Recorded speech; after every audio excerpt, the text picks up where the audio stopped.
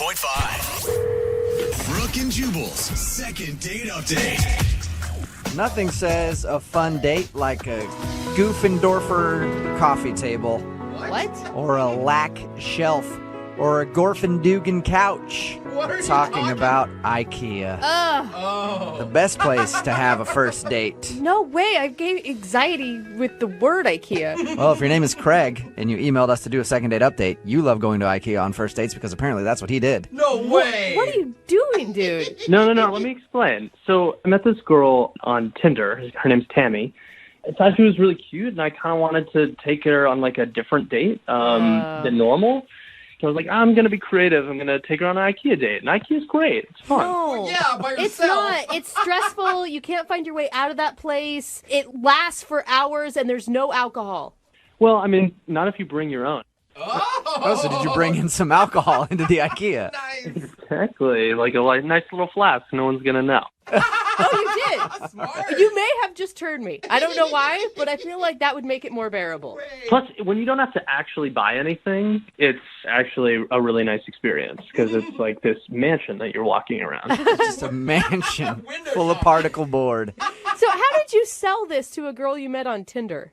So we were chatting, and she kind of, raised how it was like she goes on a lot of normal, boring dates and how she was kind of over getting coffee, she was kind of bored with going to a restaurant. And I was like, all right, well, I'm going to take you on like a fun date, like on a different date. Okay. And I bet you she never saw that coming. exactly, yeah. She just put up the challenge, and I tried to meet it as best as I can. I actually think it went really, really well because we met at IKEA. And we started to walk around, and it's fun. We're taking stupid pictures. We're pretending to watch the cardboard TV.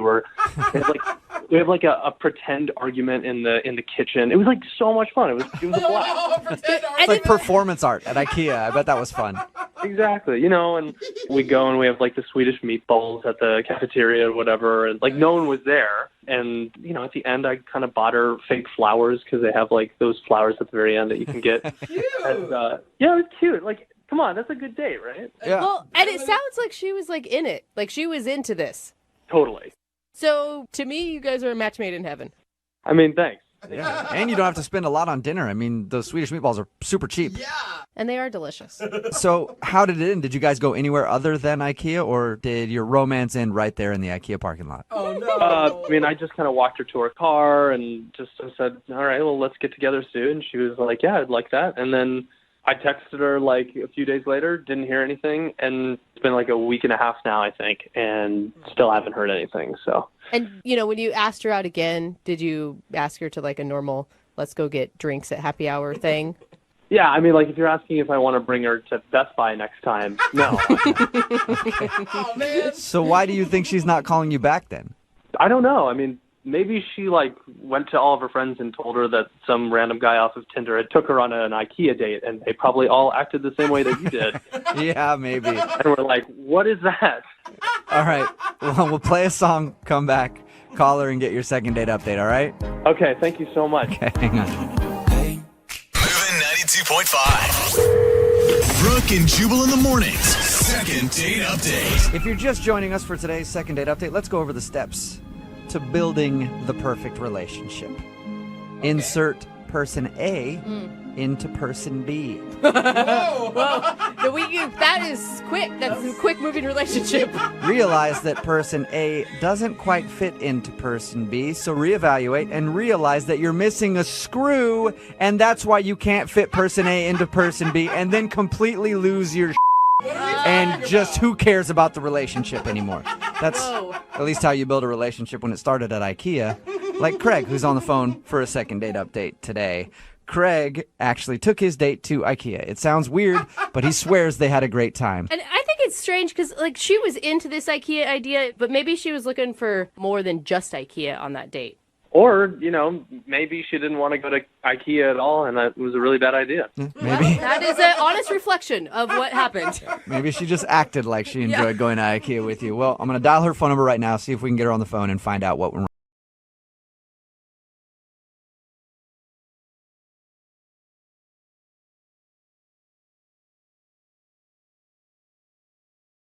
Please.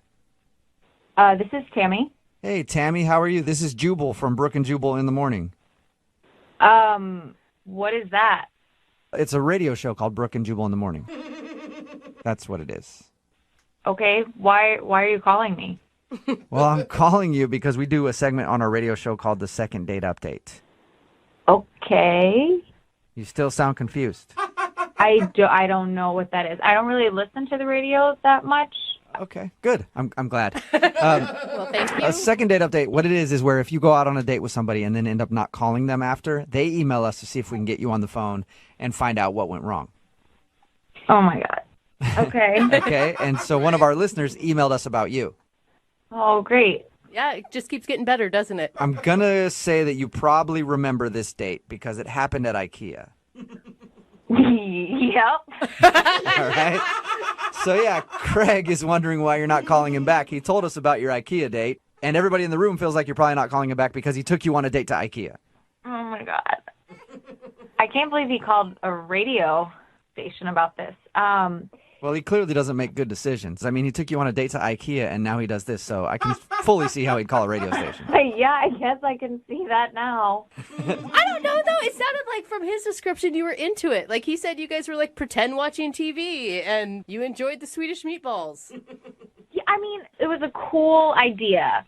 It sounds like he already kind of told you a lot about it. Yeah, he did. I mean, he pretty much broke it down to us. Said you guys hung out there, watched the fake TVs, and even had a pretend fight in one of the bedrooms or something like I that. love it. We did. All that was fun. Okay, well, if that was fun, then why don't you want to see him again? There was a couple moments there that it went from being kind of fun to kind of weird and uncomfortable.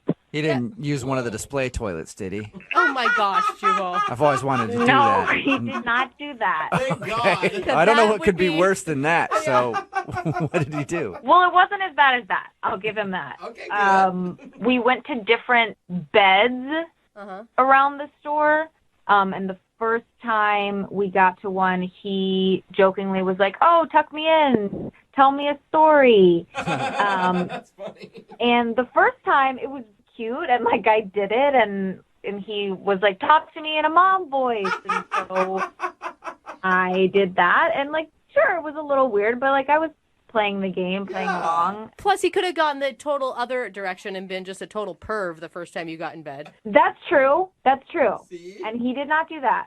So I am thankful for that. But it's just that happened like 3 or 4 more times. Like each time we came to a bed, he wanted me to tuck him in and read him a story. And he was asking for me to, like, when I started talking, if I started reading this story in a normal voice, he was like, "No, use your mom voice." And Oh my Weird. God. Yeah. Come on, to his defense, maybe he's just really bad at role playing and he's not very creative. So he saw that you thought it was funny the first time and he just kept the joke going.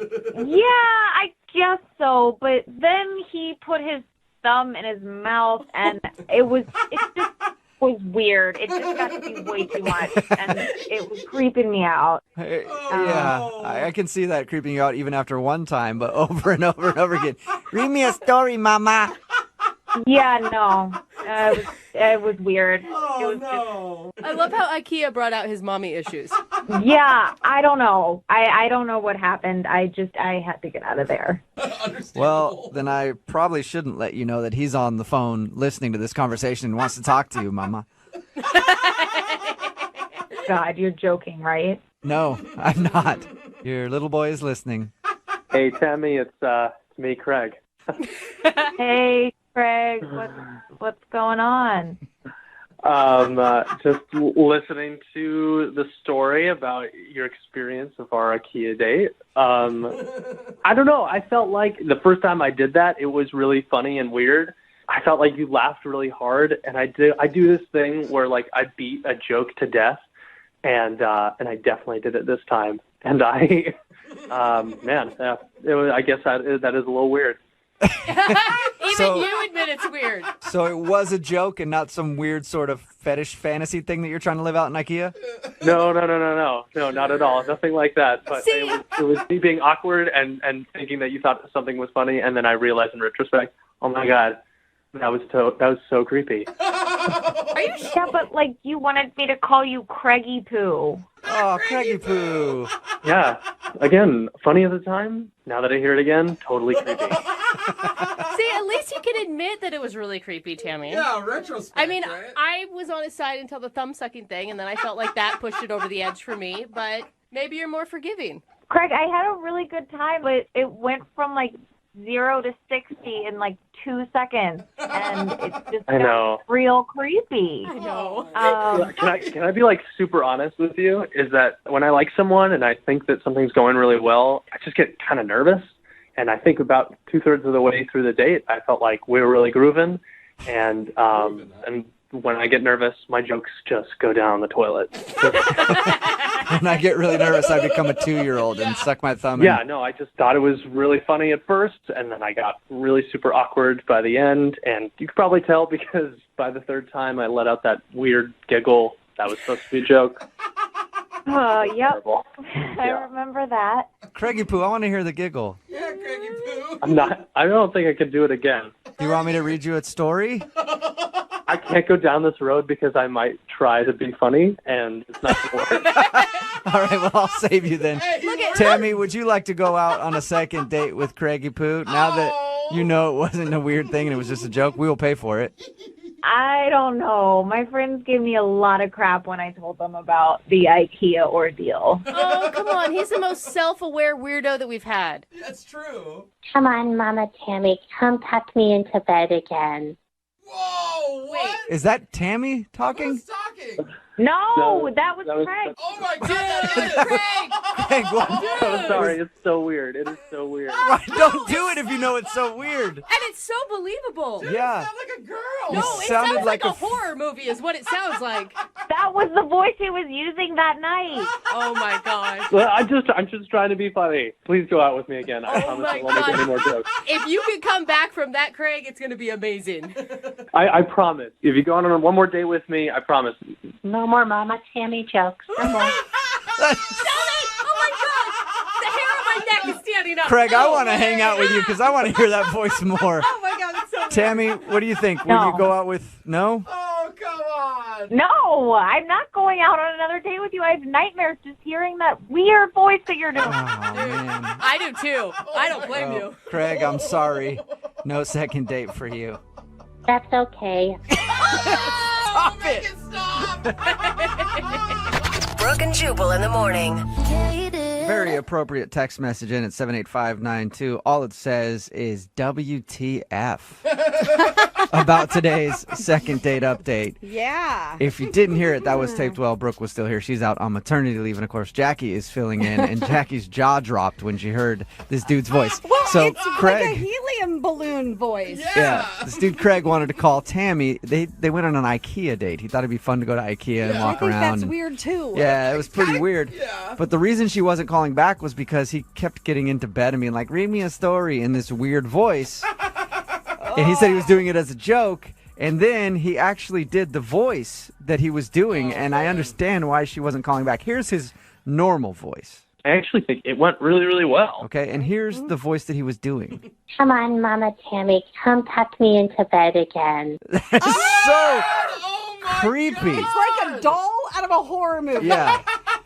I'm going to hear this in my nightmares now. I am Come too. on, Mama Tammy, come tuck me into bed again. That is so Okay, creepy. it's creepy, but all kidding aside, he was just trying to be funny. Come on. Like, Come he on, was- Mama Tammy, come tuck me into bed There's again. nothing funny about that. I just think as a female, it would get old. First of all, maybe the first time I died laughing about it. That is Yeah. hilarious. But then if he kept doing it, I'd be like, you're a freak. I'll Yeah, give this him guy a has a break. weird fetish or something. He wants his diaper changed, and Mama's not doing it. Remember, if you want to do a second date update, all you have to do is email the show, and we will call the person who didn't call you Come back. on, Mama Tammy, come tuck me into bed again. Also, just out of nowhere, I felt like talking about it. Oh, cool. If you've been in a car accident, Yeah. like you're driving along right now and you heard this, Come on, Mama Tammy, come tuck me into bed again. and you just hit somebody, Yeah. well, don't worry about it.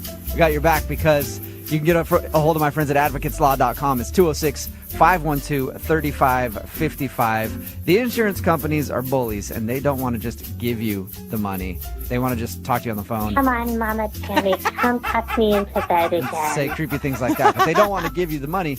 And that's where the advocates come in, because they will help you and you won't be bullied by the insurance companies anymore. It's 206-512-3555. Just get in there and ask them a question, because it costs nothing for a consultation and you don't pay anything unless you win your case. Like, it's advocateslaw.com, 206-512-3555. They're available 24 hours a day, 7 days a week, and they've gotten over $100 million for their clients. Come on, Mama Tammy, come tuck me into bed again. And they'll tell you things like that. Moving 92.5.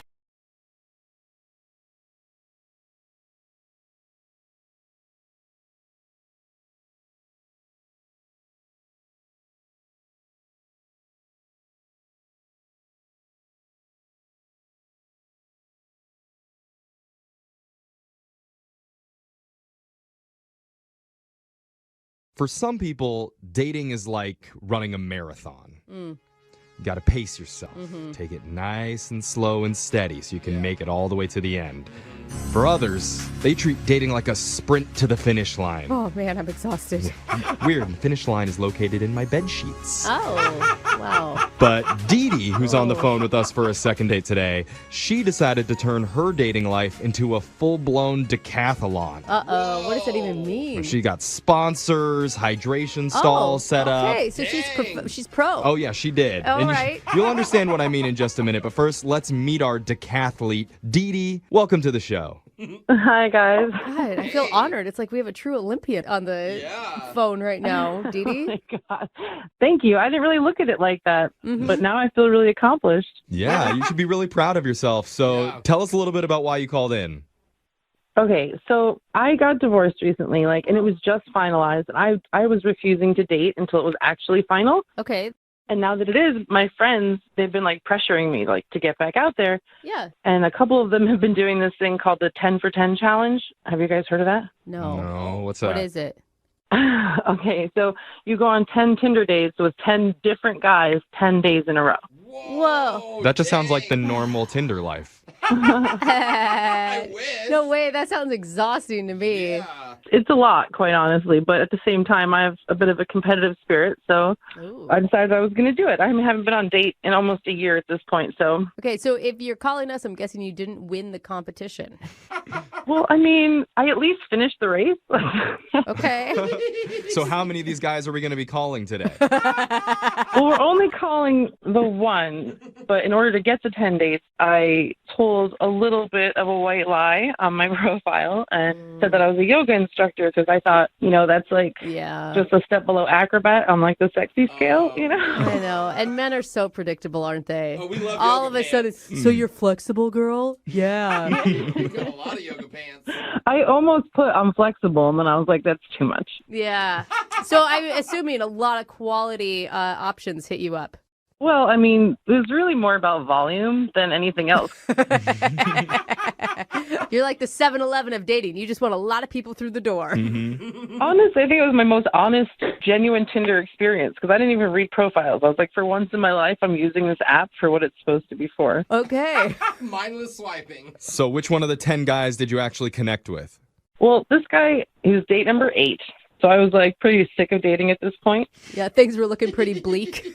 Yeah, but number 8 was awesome, so awesome that I actually told him the truth. Ooh. Wait, you told him about the 10 for 10 or that you were divorced? Or there's a lot of truths here. Oh, my God. No. I did not tell him about the 10 for 10. In fact, thank you for reminding me. Please, please, please don't say that to him. I want to call him, but I don't want him to know that he was number 8 of 10. I thought that's what you came clean about. You told him about the divorce. No. I told him I'm not a yoga instructor. Oh, God. There were so many things on our list there.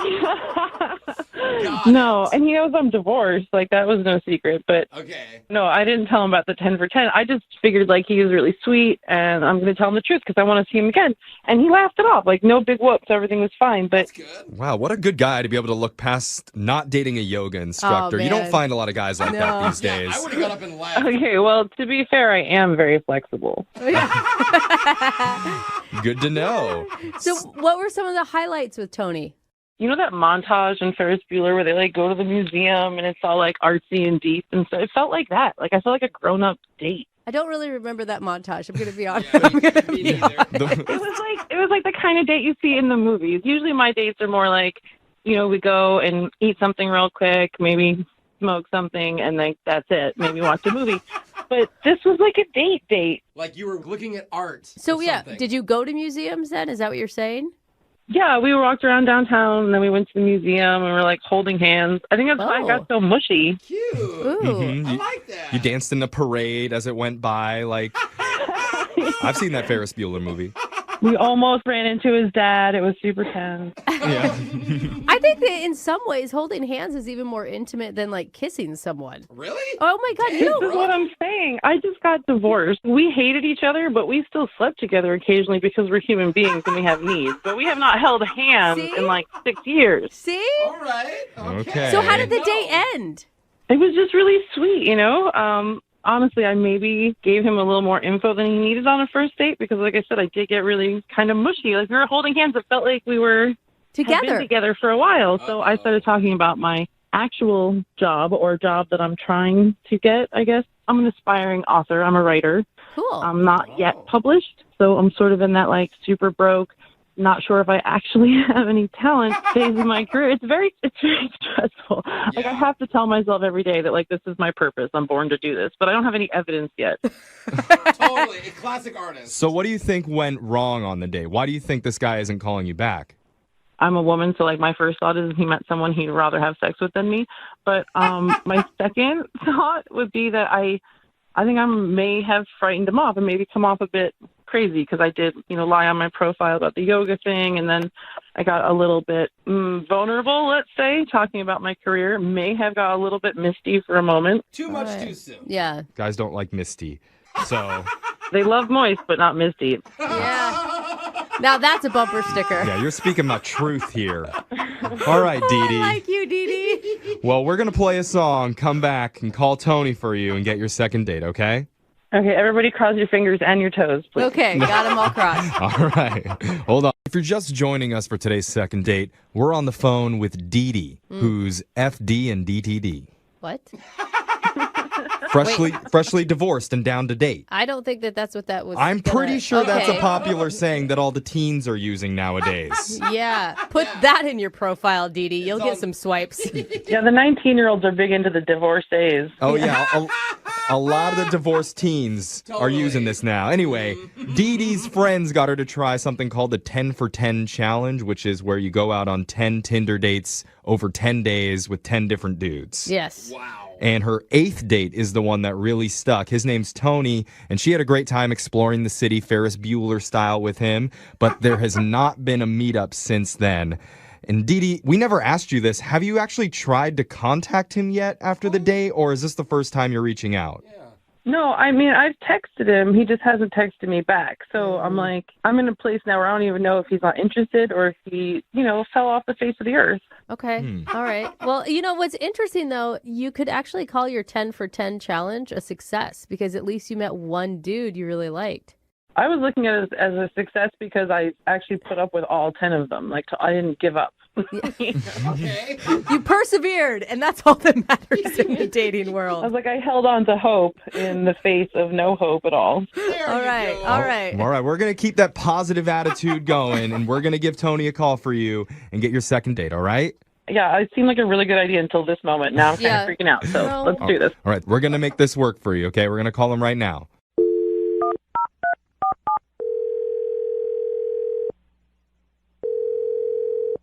Hello? Hi, can I speak to Tony, please? Speaking. Is this number 8, Tony? Excuse me? Never mind. Sorry. He doesn't know. Yeah, okay. So, Tony, this is young Jeffrey from the radio show Brooke and Jeffrey in the Morning. Young Jeffrey from where?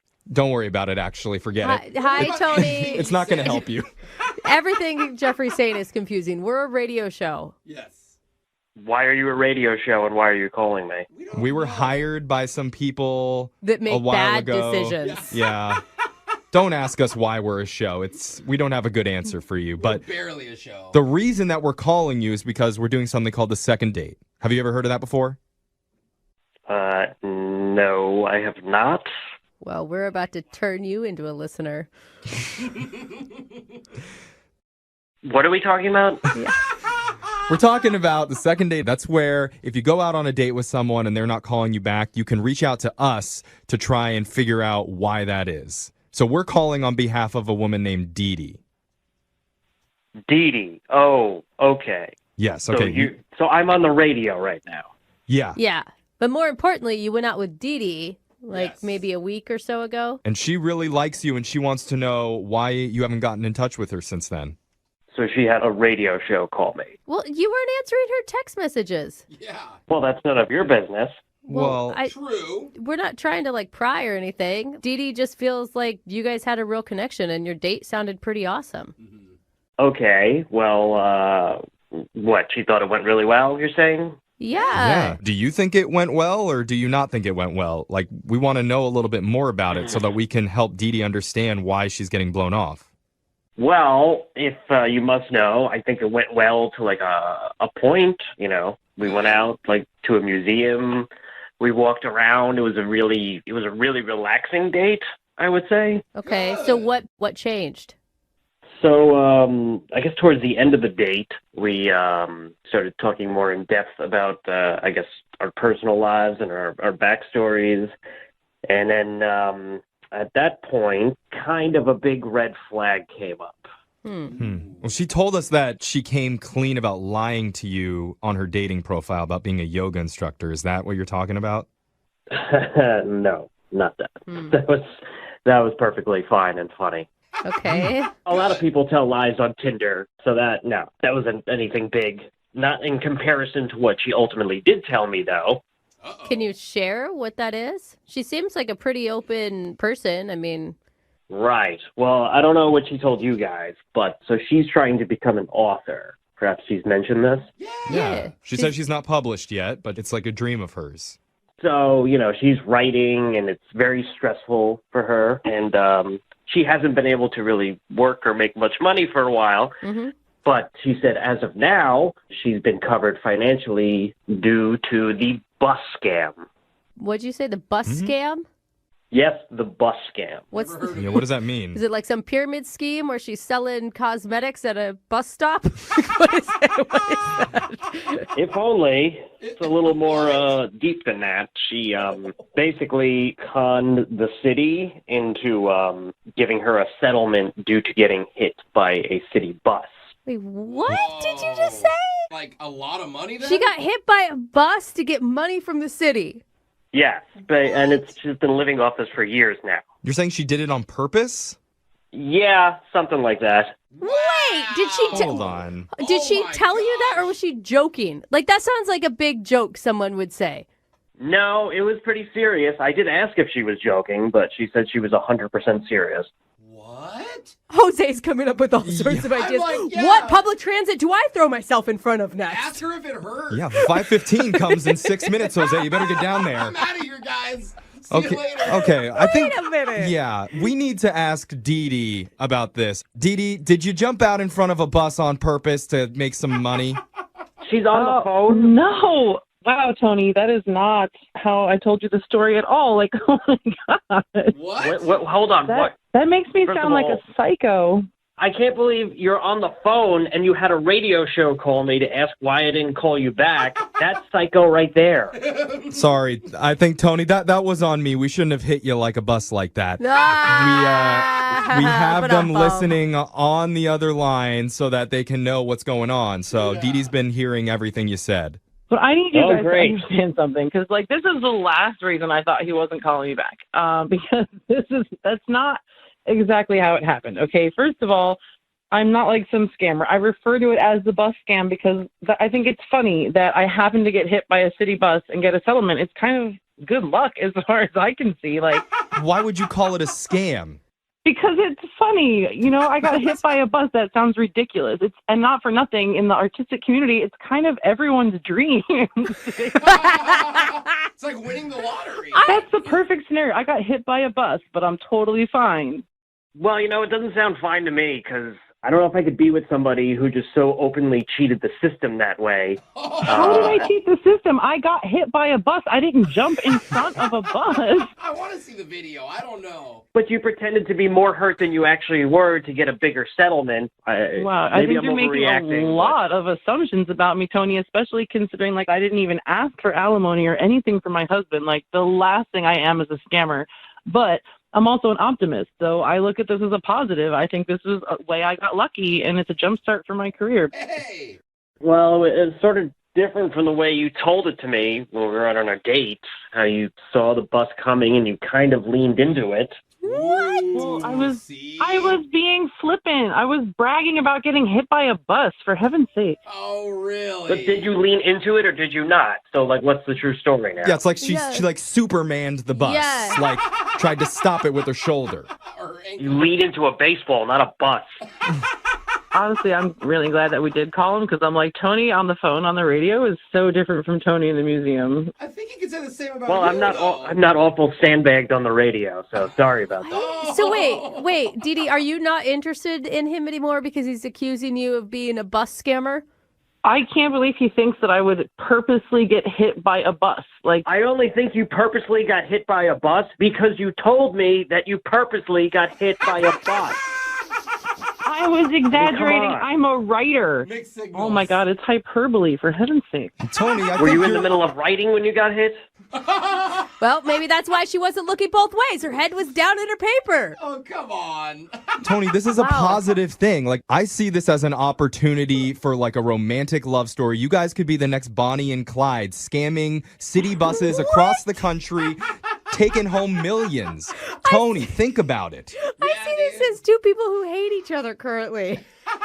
Honestly, if it were reversed, I would be dating him just for the story. Like, this is a really good story. It is, Tony, so you should really consider it. And if you say yes to going out on a second date, we will pay for it. Not just the dinner, but the bus fare, too. No, because then we're accomplices. Yeah, it's like a date scam now. She's scamming everybody.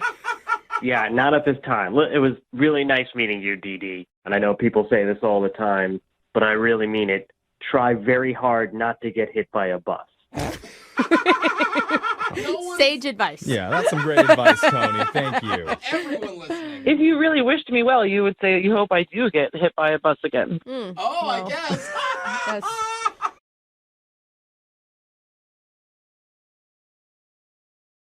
Moving 92.5. Brooke and Jubal's second date update. It's probably not a good idea to lose your cool and then yell at your date.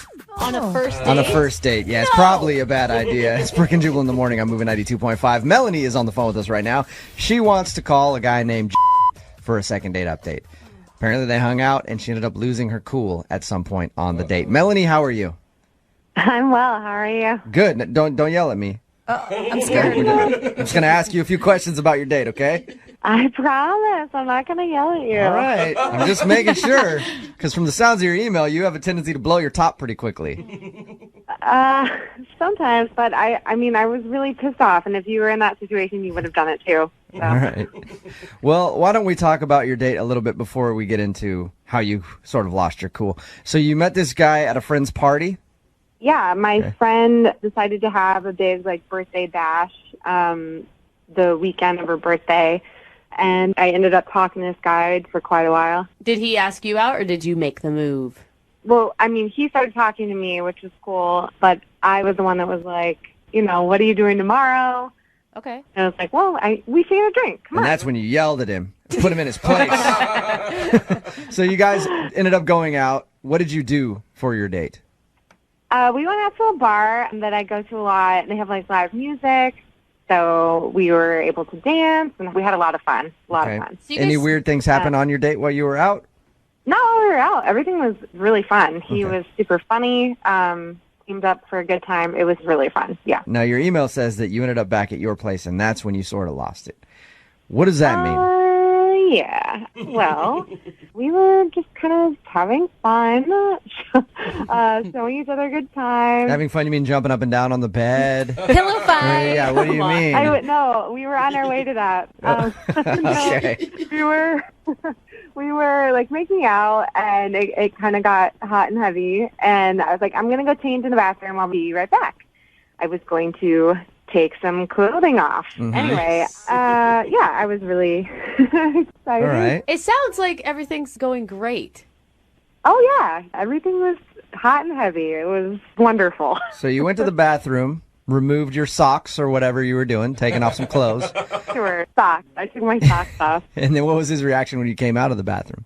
I came out of the bathroom, and he was at my front door with his jacket on, his shoes on. Okay. And I was like, hey, dude, what's up? What's going on? And he was like, hey, listen, I got to go. Something came up. Let's hang out soon. And that's when I kind of freaked out, I guess you could say. I was like, what the is your problem? What are you doing? Where are you going? You can't. So you started yelling at him. Get back in here and do me now. How dare you leave? How long were you in the bathroom for? Was it a long time? No. I mean, all I did was take off my clothes. I might have, like, brushed my hair. So less than 3 minutes. What did he do when you started yelling at him? He was just like, I just have to go. He got a little awkward. Yeah. And then I was like, oh, and you're not even going to kiss me? And then that's when he opened the door. I mean, I'm like, not in much. He just opens my front door and walks out. Did he say goodbye, or was it at that point like, oh my God, this girl is yelling at me and I'm just going to close the door and leave? As he was like closing the door, he was like, okay, let's talk soon. Just kind of mumbling over everything that I was saying. Did he give a reason why he was leaving besides I just have to go? Something came up. Something came up. Now, Melanie, you obviously want a second date with him. Do you feel bad about what you did, about yelling at him? Do you want to apologize? No. I'm not apologizing. It was really weird. It was such a weird circumstance to come out and see him leaving as I'm getting ready to get it on with him. So, no, I don't feel bad about it. I'm very curious as to why he did it, but, I mean, he's really hot and fun, and I'm definitely down to continue. Well, that's what I was gonna ask you. Do you want a second date, or are you just calling to figure out why he would leave when you're clearly primed and ready to go? I think it totally depends on why he had to leave. Like, if it was something personal, like if things couldn't get up, if things weren't working, I mean, that's a whole other conversation that someone has to have, you know? Is there anything in your apartment that he could have, like anything weird that he could have seen while you were in the bathroom, or do you have a roommate that might have? No, I don't have a roommate. I mean, if he was in 3 minutes was able to go into my bedroom and find all my sex toys. All right, Melanie, you about ready to make the call for your second date update? Yes. I think I know exactly why he's not calling you back, by the way. Oh, you do? Yeah.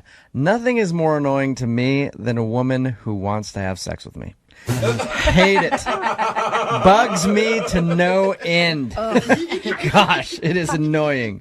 If you're just tuning into the second date update, Melanie wants us to call this guy named Now, her and met at a friend's party. They ended up going out the night after, had fun, drank a little bit, got back to her place. We're making out. Things were getting next level-ish, where it was about to get really serious. So she went in the bathroom to take off some clothes. By the time she came back out, he was already at the door about to leave. And that's when Melanie sort of lost her cool and started yelling at him get back in here. What the is wrong with you? We're thinking that might have been the ultimate turnoff for him, but we're mostly curious as to why he would leave, especially in a situation like that. Most guys would stay. At the end of these things, after I get you guys both on the phone, I always go, hey, do you want to go on a second date? Do you want me to ask for a second date, or do you just want me to go, hey, I'll pay for you guys to get a hotel room so that Melanie can get her needs met since you left the other night? No, I would love to go on a second date. I think that'd be really fun. If he wanted to take things slower, I'd be down to try and get back. You're down with whatever. I like you, Melanie. You're not afraid to say what you want. I like that. I wouldn't have ran from you. That's all you want. Melanie, if you're not, I can just have him send a picture and you can do your thing by yourself. Whatever. We will get you taken care of here.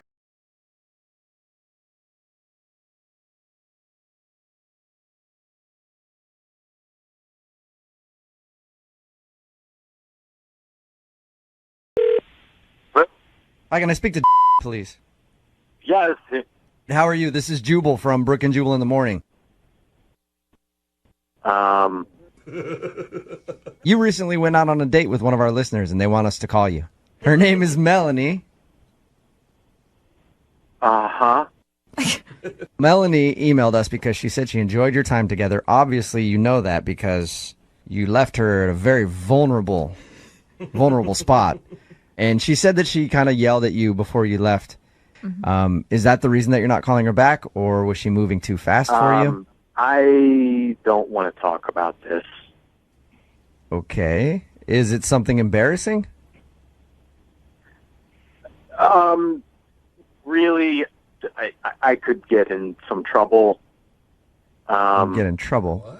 Hey, look, I don't need you to say much. Melanie just wants to know why you would leave.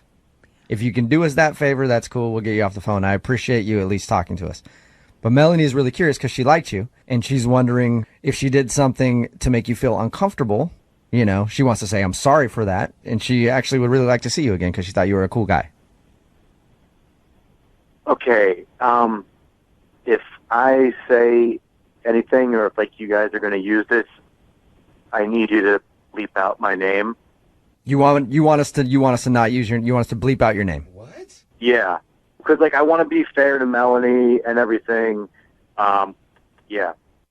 Okay, that's fine. I can promise you that we'll bleep out your name when we actually air this. Okay. So what's the reason that you don't want to call Melanie back then? Man, the thing is, I'm married.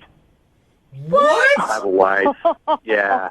You're married. You asshole. Yeah. What the hell are you doing, dude? Okay. Oh my God. Hey, that's Melanie. She's actually on the phone. And Oh yeah. Dude. Oh. Listen, I was trying to do the right thing, you know. Oh my God. You're f***ing disgusting, dude. That's so awful. I know. It was the wrong thing to do. It was bad, and I wanted to get out of there before I did anything that was worse. And the only reason I'm talking to you now is that I feel like trying to be respectful to you and... Respect me? Respect me? That goes back to you respecting your wife and not going on dates with girls because you're married. Oh. Listen, my life is a little complicated right now, Melanie. I'm trying to do the right thing with this, you know? I think you're failing at it, so... Well, hey, at least he didn't finish the deed, right? No, I mean, what? right. So Jared, what happened? It's not like we slept together and then I never called you back or anything like that, you know? So take me through your thought process then. You meet this girl at a friend's party and you have a wife. Why even go out with her the next day? Things with my wife and I are just not in the best place, but there hasn't been the physical intimacy that we used to have, and marriages are hard sometimes, and we're going through a hard time. And Melanie, I'm really sorry. I'm really sorry for your wife. I feel awful. I feel awful for your wife. I feel sorry for you that you are who you are. You're an awful person. Well, that's an awful lot of judgment, but you don't really know the whole story about things. So. Dude, not only did you not do the right thing, but now you're making Melanie the side piece who's involved in this horrible situation? Why don't you just stay home and try to actually work on your marriage, dude? Exactly. There's too much tail out there. Why do it? You say you're having a hard time, but what are you doing to try to make it better? Well, I mean, that's a lot of personal stuff that I think doesn't have to do with the situation with Melanie here. Yeah, weasel your way out of that one, too. You're really good at that. Right. So you feel bad, and you just wanted to let Melanie know. Yeah, it's nothing about her personally. She's great, and if I was single, I absolutely would have stayed. Ew. Well, at this point, I'd like to ask if you guys would go on a second date. Hey, do that. I have to do it every time. Yes, I have no choice. Yes, you have lots of No, I don't choices. have any choice. This is what we do at the end of second date updates. Would you like to go out with Melanie again? We'll pay for it. Yeah, I can answer for both of us there. No. No? Yeah. Good Are you sure, Melanie? God, you're such a slime I ball. think I'm pretty sure. All Pretty right. set. Hey, thank you for at least being honest with Melanie so she knows why you left. Yeah. Melanie, again, I have to say that I'm really sorry about this. And if things don't work out for me in the future, do you think I could give you a call? down the line a little bit? Yeah. I changed my number, though. It's 1-800-GO yourself.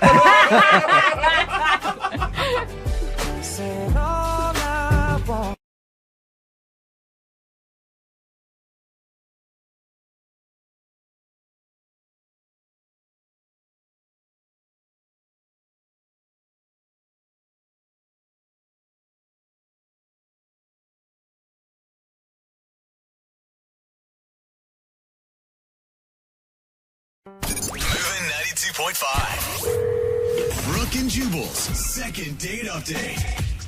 One of the greatest moments in life is after you hook up with someone and then end up running into them somewhere else. Oh, it's Isn't it? so awkward. No. It's kind of fun, though. A little bit? No, not at all. It happens to me quite a bit with this one girl that I keep running into, and she's always with her boyfriend when I run into him, and I'm like, yes, lovely.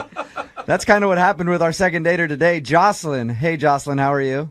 I'm good. How are you? Good. The email that you sent in to us said that you hooked up with a guy named Nathan, then saw him for a second time, and now he won't call you back, right? Yeah. To explain what happened. We were partying in Belltown. It was really late at night. And a bunch of my friends were there and a bunch of his friends were there. And we're kind of hanging out. And he's super funny. And he has kind of like crazy eyes. A little bit like funny and crazy. That's a good quality? I'm confused for a second. Yeah, like a stalker? No, like you know how certain guys have buggy, crazy eyes that are sort of like they zone in on you, and when they tell a joke, it's super funny because their eyes get really big. Those people are usually on television on the 5 o'clock news. Yeah. So what happened? You met this dude with the crazy eyes at a bar. It's late in Belltown. Then what?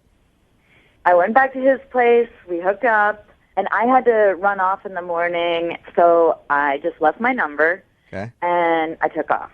All right. And a couple days later, he texted me and asked me if I wanted to meet up for coffee. Did you guys actually meet? Yeah, we actually did meet up. Uh-huh.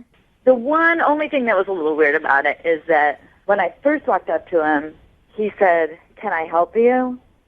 Did it seem like he didn't recognize you? Kind of. But he's funny, so I kind of thought that it was all part of his funny personality. Okay. I can see, though, sometimes when I see people in a different place than I actually met them, it takes me a second to like, oh my gosh, Yeah. it's you. Like, even if it's someone who's like my dearest friend. Yeah. Or it sounds like this guy has like Jose humor, where he's like, Right. oh, really funny joke that I'm doing. What were you? I don't remember. So after you did that, did you guys have coffee and sit for a little while? What happened?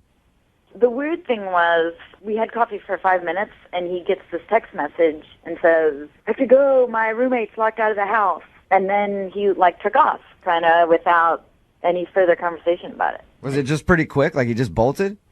Yeah, and he kind of was like, "Oh man," he acted like, "Oh, I can't believe it." Yeah. But I'm a little suspicious that he ditched me. So that's the last you've heard from him, is when he got the text message and he left. Yeah. How many times have you tried to reach out to him? I've got pride. I texted him once and said, "Hey, hope it all worked out with your roommate and you're not both locked out," it's whatever. And never heard back from him. You know, a lot of people will be judgy and say, well, it's because you gave it up on the first night, but he actually took her out to coffee. I'm just confused why he would ditch at that point. Like, why would he even contact her again for coffee? If he was, I'm just going to say it. If he was drunk the night when they hooked up, he may not have remembered exactly what she looked like. Like, she may not be to the caliber he remembered. Yeah. I mean, that's a possibility, Jocelyn. How dare you?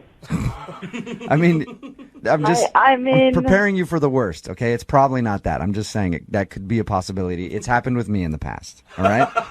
Probably on both ways. There's probably been girls that have hooked up with me and then saw me the next day and were like, oh, gross. So, that's just what happens when you drink, okay? All right, we're going to call him in like 3.5 minutes, all right? Okay. All right. Hang on. We'll play a song, come right back. Call him and get your second date update.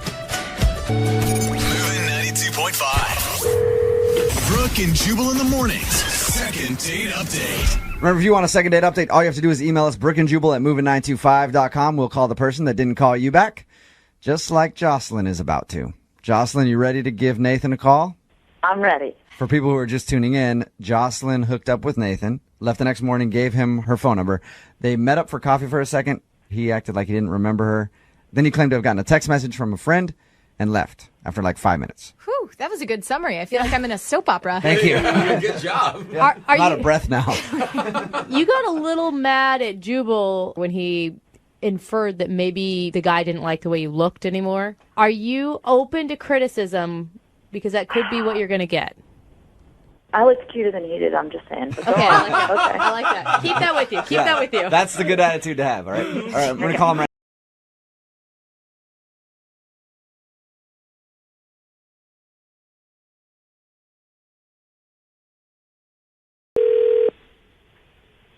Hello? I was looking for Nathan. Yeah, this is Nathan. Who's this? This is Jubal from Brooke and Jubal in the Morning on Moving 92.5. How are you? I'm good. What's up? Not much, just calling to check on things, see how life is. All that kind of good stuff. You doing all right? Yeah, did I win something or what's going on? No. I'm calling you because we do a segment on our show called the Second Date Update. It's where if you go out on a date with someone and end up blowing them off, they email us to call you and ask why. Somebody emailed us about you the other day. For real? Who emailed you about me? I don't even know if it was necessarily a date, but it's a girl that you hooked up with, and then you met her for coffee a couple days later and kind of bounced out after a few minutes, said you got a text message from a friend. Yeah, I know what you're talking about. This was like a week ago. Yeah. I don't want to brag, but I hooked up with a number of women, and I hooked up with a few different girls that night. And I thought this girl was somebody else. Oh, man. You hooked up with a couple of chicks the same night, Nathan? Yeah, I mean, it was kind of crazy. I don't even really do that much, but it was... That much? Yeah. Nice. One, you can't tell, but I'm high-fiving you through the phone right now. I'm not. Yeah. So that's why you left when you met with her, because she wasn't the girl you thought. She came up to me in the coffee shop, and to be perfectly honest, I didn't even really recognize this girl at first because she was kind of a butterface, and I mean, this girl was a sea donkey, man. Oh, my gosh. And then when it dawned on me, I just made up that thing about the text. I had to get out of there. Yeah. Okay, can I break in here and butterface, dude? Yes. Nathan, if you can't tell, Jocelyn is on the phone with us.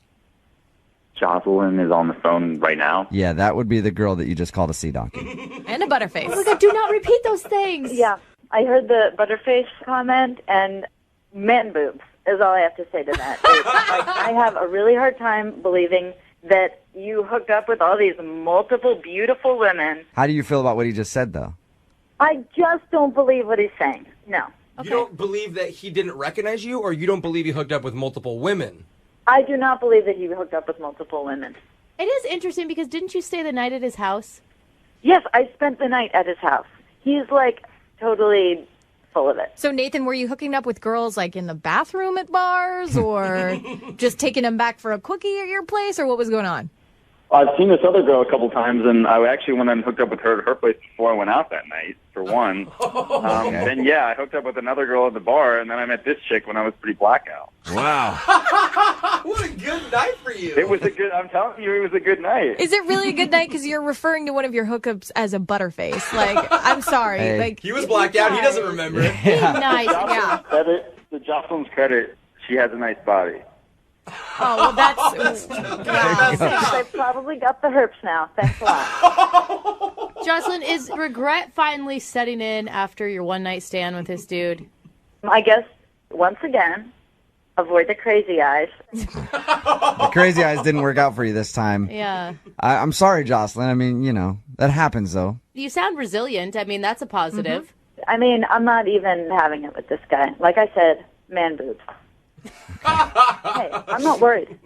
I don't think like he's that. too worried about it either. Nathan sounds like he's that. perfectly fine. Hey, at the end of these second date updates, we'll always ask if you guys would like to go out again for a second date. We will pay for it. Send you two lovebirds out again. What do you think? Nathan, would you like to go out on a second date with Jocelyn? How much are you guys paying?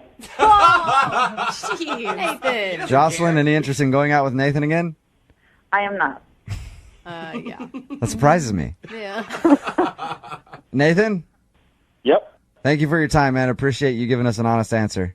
Thank you. Congrats on hitting for the cycle. I think that's what it's called, right? What does a cycle It's a mean? baseball term. It's a grand slam. I don't know. It just means that he did 3 girls in one night, and I'm proud of him. Oh, gosh. Guys. Thank you, man. I appreciate that. Yep. No, don't appreciate that. Absolutely.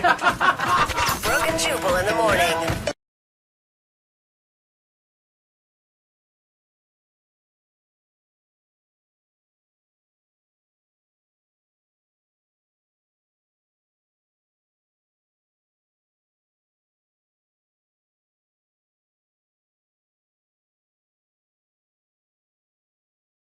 Moving 92.5. Brooke and Jubal's second date update.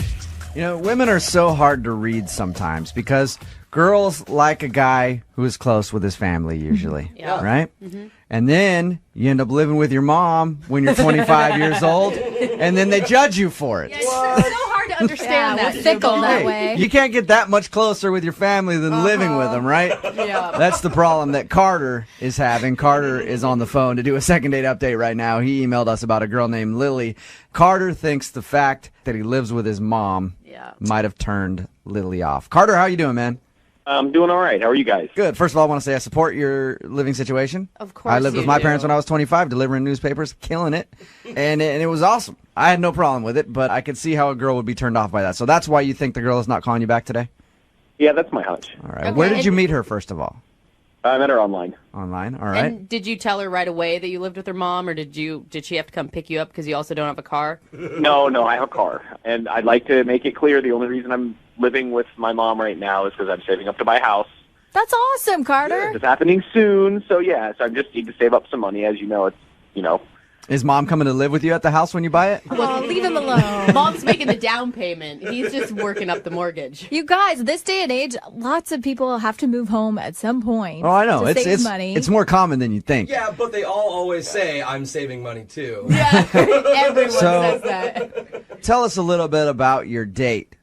Okay, so well, I guess we were going to meet at my house.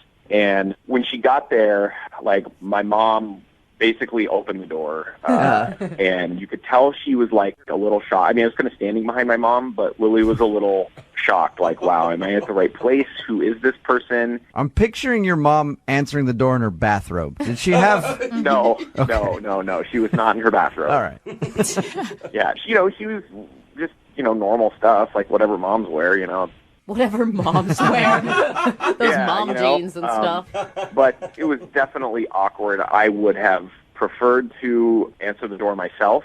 I'm not trying to hide anything, but I just think it was like right off the bat, that was her like first impression of things, But Carter, if you live with your mom, you should probably tell somebody that before they meet you at the house. Or just You know have what them- I mean? Like at least warn her, hey. No, I know. I just, a part of me doesn't want to be judged for that. Like right off the bat, if I tell her that, she's going to be like, oh, never mind. Yeah, so not your mom really. answered the door when she got to your house. Yeah, and of course my mom, asked her a couple questions, and it was kind of awkward. I mean, it wasn't terrible. It was just a little awkward. And Because she felt like she was 16 dating in high school all over again, being she grilled just, by your mother. It's my mom. I mean, it's just like, she's awesome, but she just has questions, of course. So, but the date went really well. Like, we went to a really nice dinner. We had great conversation. So why do you think your mom ruined it if the date continued to go fine? I don't think my mom ruined it. I think that the fact that I live with my mom probably was, for her, was like a red flag. She probably, because there's like a stigma attached to it. It's like, okay,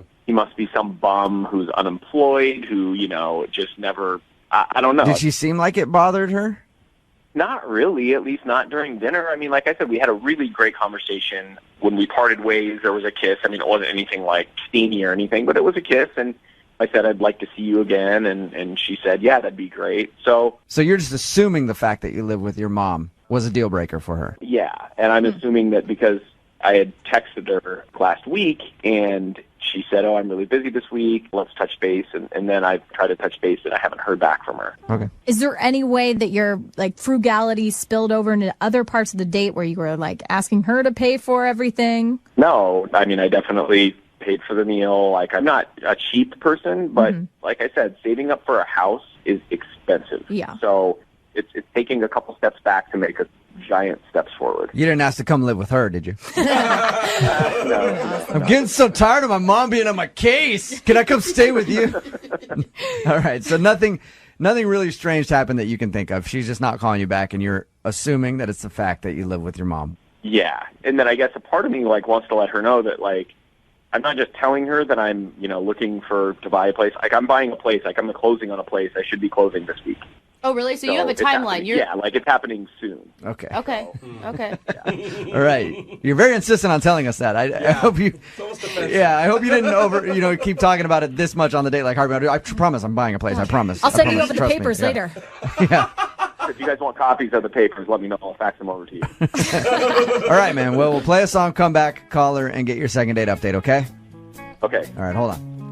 Moving 92.5. Brooke and Jubal in the mornings. Second date update. Carter is on the phone with us right now. He wants to call a girl named Lily. We think we know why she isn't calling him back. Carter lives at home with his mom for the moment. He's saving up to buy a house. But Lily came to meet him. His mom answered the door before he had a chance to explain that he lives with his mother. So we're thinking that that's probably the reason she's turned off.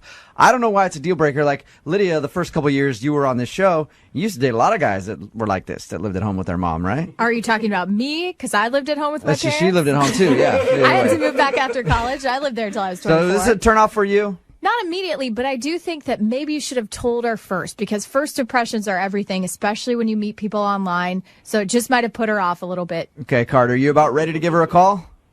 Yeah, I think so. All right, well, I'm going to give her a call right now, see if we can get her on the phone, and then get your second.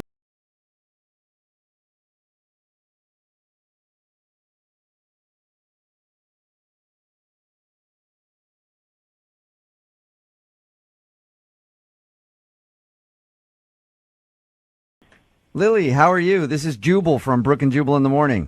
Do you have a second to talk? Who's this?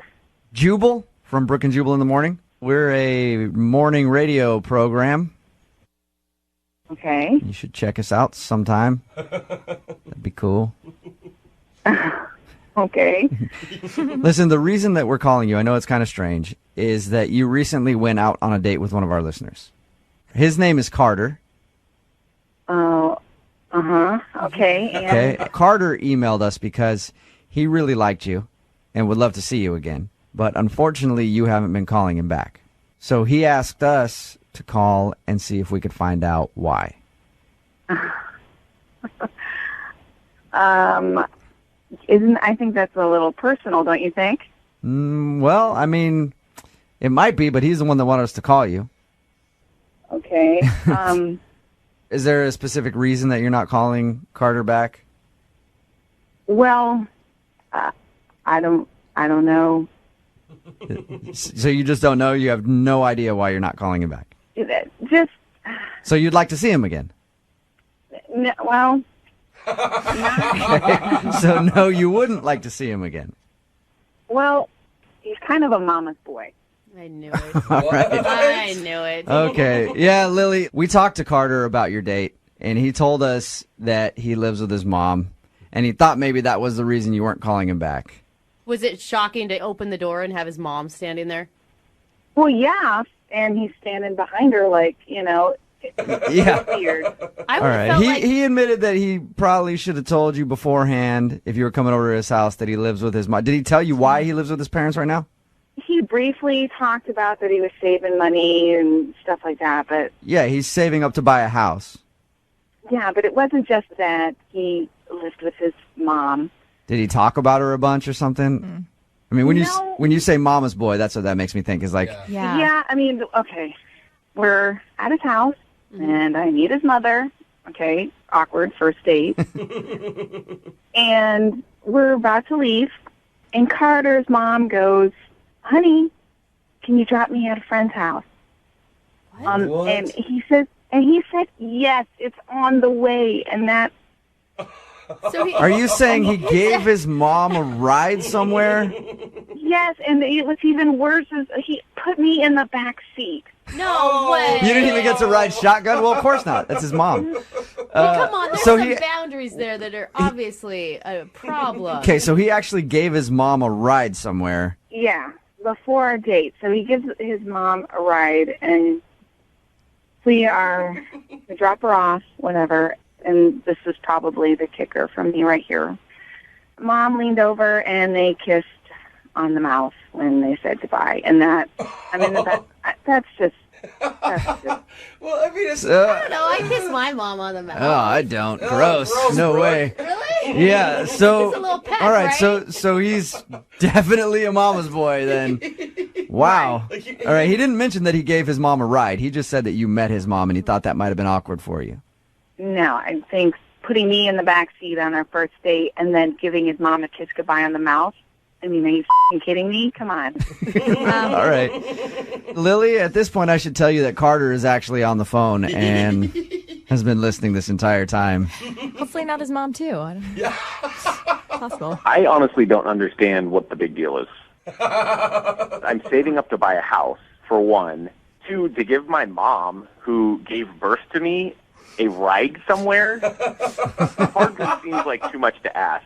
But on a first date, Carter, give me a break. Weird. What am I supposed to do? Say, hey, Mom, listen, oh, no, I don't think she feels comfortable with this. Can you just call a cab? That's ridiculous. Right. No, but I mean, you could. I'm sure you told your mother we were going on a date, a first date. Yeah, I did, Right. but I also felt like I was going on a date with somebody who might be a little bit more understanding than this. Oh. Because this just seems like you're coming across as really. What would you do if your dad or your mom asked for a ride? Oh no, I sorry. would say no. If I'm going on a date for the first time with someone, I'm not going to be driving my parents around or my mother so around. You would be willing. You would tell your parents who raised you. This is what would who happen. raised I you. would just tell them, no, I'm not going on a first date. I'm busy. I can't do anything for you. I'm sorry. Well, I guess I'm a better son than you are. I don't know. I find that ridiculous. To put somebody that I'm going out with once ahead of my mom, that's not going to happen. Hey, So- Carter, you don't think it's a little weird, though, to give your mom a ride somewhere on your date? Absolutely not. But why couldn't, like, her friend come pick her up, Carter? I mean, there's other solutions, right? I just don't think it's that big of a deal to give my mom a ride. She's letting me live with her. You know? It was also on the way to the restaurant. It's not like I was driving 30 minutes out of the way. It wasn't even an inconvenience. Okay. right. Lily, did you at least like his mother? You know, I was a little weirded out first that I'm in the back seat. Then he kisses his mom on the mouth goodbye. I don't know. That's Oh, a my lot God. for a first date. Listen, that's my mom, okay? She gave birth to me. What am I going to tell her? No, hey, please, Mom, give me a kiss on the cheek. Like, that Yeah, is I so would. ridiculous. Carter, if my mom was trying to kiss me on the mouth, I'd shove her off me so quick. That is disgusting. Yeah, well, It's your mother. Who cares? Thank you. Pervert, don't kiss me on the lips. You're my mom. Get off of me. Hey, Lily, I would love to ask if you'll go on a second date with Carter. We'll pay for it. Would you like to go out with him again? Just him, not his mom? honestly, at this point, I'm really not interested. I thought that she was somebody who she's not, so I'm not interested at all. Thank you guys for helping me, but I'm not. I don't want to go on a second date. Carter, you want me to send you out on a date with Mommy? I'll pay for that. She'd probably be a better time than Lily would say. Better kiss her. You get more action anyway. Brooke and Jubal in the morning.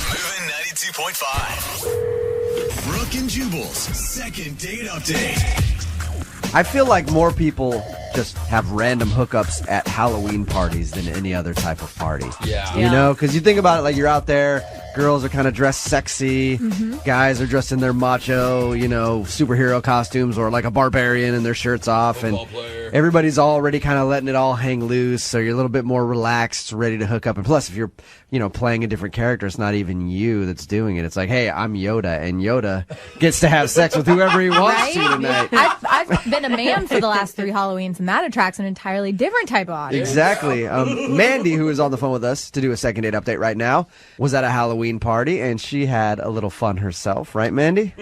I did. I had a lot of fun, actually. How much fun did you have, Mandy? I had a lot of fun. Yeah, that's what we like to hear. So tell us a little bit about the party before we get into the person who you want us to call today. Yeah, it was this giant Halloween house party. Those are always fun. What'd you go dressed as? A sexy kitty. Oh, very creative. All right, so you were in your sexy kitty gear, and I had my ears and my cute tail and, my cute little outfit. so it was a huge party? It was a huge party, All right. Massive. Like, I'm surprised we didn't get shut down. And so, I meet this guy, and he's dressed as a pirate, like a hot pirate. Was this the beginning of the night, or were you like quite a few drinks in by the time you met Pirate Man? I was probably maybe like 2 drinks in, but I don't usually get sloppy and stuff like that. Like, I'm pretty with it. The thing about costume parties that I've noticed, Mandy, pirates get chicks. Oh, yeah, They do. Pirates always get girls. Every time I'm at a costume party, the pirate always has a girl with him. Zombies, not so much, but pirates get chicks. Pirates can even wear that costume not on Halloween and get chicks. Yeah. I think Johnny Depp had something to do with it. Yeah, that's it. You see a pirate, you automatically think Johnny Depp. Yeah, and I mean, he was looking really good. And so we start chatting, and then we're having a drink together. We start dancing and grinding on the dance floor. Yeah. Get it, Pirate Man. Sexy kitty. Like, I had to be careful of his sword. Like, his, What do you mean? Which one? Yeah, and not the one on his waist, I mean, like, whoa. So... So he was grinding his sword into your hip, and that's when you knew that he was also interested in you. Yeah, and then we start making out right on the dance floor, and he's whispering things into my ear, and he's making me laugh. So we find a room. We went upstairs, and we were messing around. He ripped off my tail. I was like, oh my God, and it's so not me. I usually don't do that. I mean, we didn't go all the way, but we almost, So you did stuff. Certain bases. A lot. Yeah, we went around the ballpark. Okay, so you did a lot. So what happened after your little rendezvous? Yeah. Well, we went back, and we were kind of dancing again, and I'm blushing or whatever, and he says he'll be right back. He's going to go get a drink. Mm-hmm. And 15 minutes go by, and he never came back. What? Did he leave the party, or did you run into him again later? I mean, I looked for him, and so I went up to the guy who was hosting the party, and I mean, this was super embarrassing, but I couldn't remember the guy's name, or maybe I just didn't get his name. I mean, it was really awful, so I had to go and ask the host what his name was. Who was the pirate? What's the guy's name? I mean, it was really, it was embarrassing. Yeah. So he told me the pirate's name was Jonathan, and then I asked the host for Jonathan's number, and he gave it to me. Okay. And I sent him a text, hey, it's Mandy, sexy kitty kind of thing. And I waited a couple days, and then I wrote him again, hey, are you okay? What's going on? And then I made an making a reference. Making a joke about his pirate costume. And he hasn't responded to you at all? No, it's weird. I've texted him twice, and he hasn't responded at all. But Mandy, do you really think it's that weird? I mean, you didn't even know the guy's name. Yeah, but okay, Brooke, we had serious chemistry, and I think when you have chemistry with a guy, it's not just a random hookup. There was something definitely there. So you don't think it was just a one-night thing, or he messed around with you and then was like, oh God. No, I keep playing, it in my head, what went wrong? Am I too easy? Even though I wasn't maybe I was that night, but what happened? For him to take off like that, I feel like maybe he might have a girlfriend or something, and then you guys messed around, and he was like, I have got to leave. I'm at my friend's house, and now I just messed around with this sexy kitty. No matter how sexy the kitty is, you shouldn't be messing around on your girlfriend. So he probably decided to run out. I mean, that would be my guess. Unless he's a real pirate, and he had to charter a boat somewhere. Yeah, who knows? Maybe it wasn't even a Halloween costume. Yeah. I mean, I hope he doesn't have a girlfriend, because, I'd really like to see him again. All right, well, we're going to play a song, come back, get him on the phone, and get your second date update, okay? Okay. All right, hang on. Moving 92.5. Brooke and Jubal in the mornings. Second date update. It just dawned on me that I think I know what Mandy's problem might be. Mandy, who was on the phone for a second date update, isn't getting a call back from this guy named Jonathan. She met him at a Halloween party. He was dressed up as a pirate. They messed around, did a lot of, quote, stuff together. And he took off and split from the party, or she couldn't find him, didn't even really know his name, went up to the host of the party and had to find out, like, who's the guy in the pirate costume? I liked him a lot, and I want his phone number. So that's how she got his information. Mandy, do you think that maybe the host of the party gave you the wrong phone number, and you've been trying to call a different pirate, and he has no idea who you are, and that's why you're not getting a call back? I don't think so. No. Were there a lot of other pirates there? I mean, I think I saw one other pirate, but I mean, I specified the hot pirate. All right. Well, in that case, if you specified the hot pirate, do you think that maybe the host of the party, your friend, thought that he was hot and didn't want to give you the right number and the right contact info because he wants to get a piece of that pirate? Do you think that's a possibility? No, I don't think that's a possibility. Okay, so our original thought then is that maybe he has a girlfriend, or maybe he just thought you were like a one-night thing and then wanted to get out of there and felt awkward after you guys messed around. I hope not. I mean, I just actually like to go on a date with him. All right. Well, I'm going to dial his phone number right now, get him on the phone, and see if we can find out why he basically ditched you. Okay. Sorry to put it that way, but that's what he did. All right. I'm gonna dial the phone number right now, okay?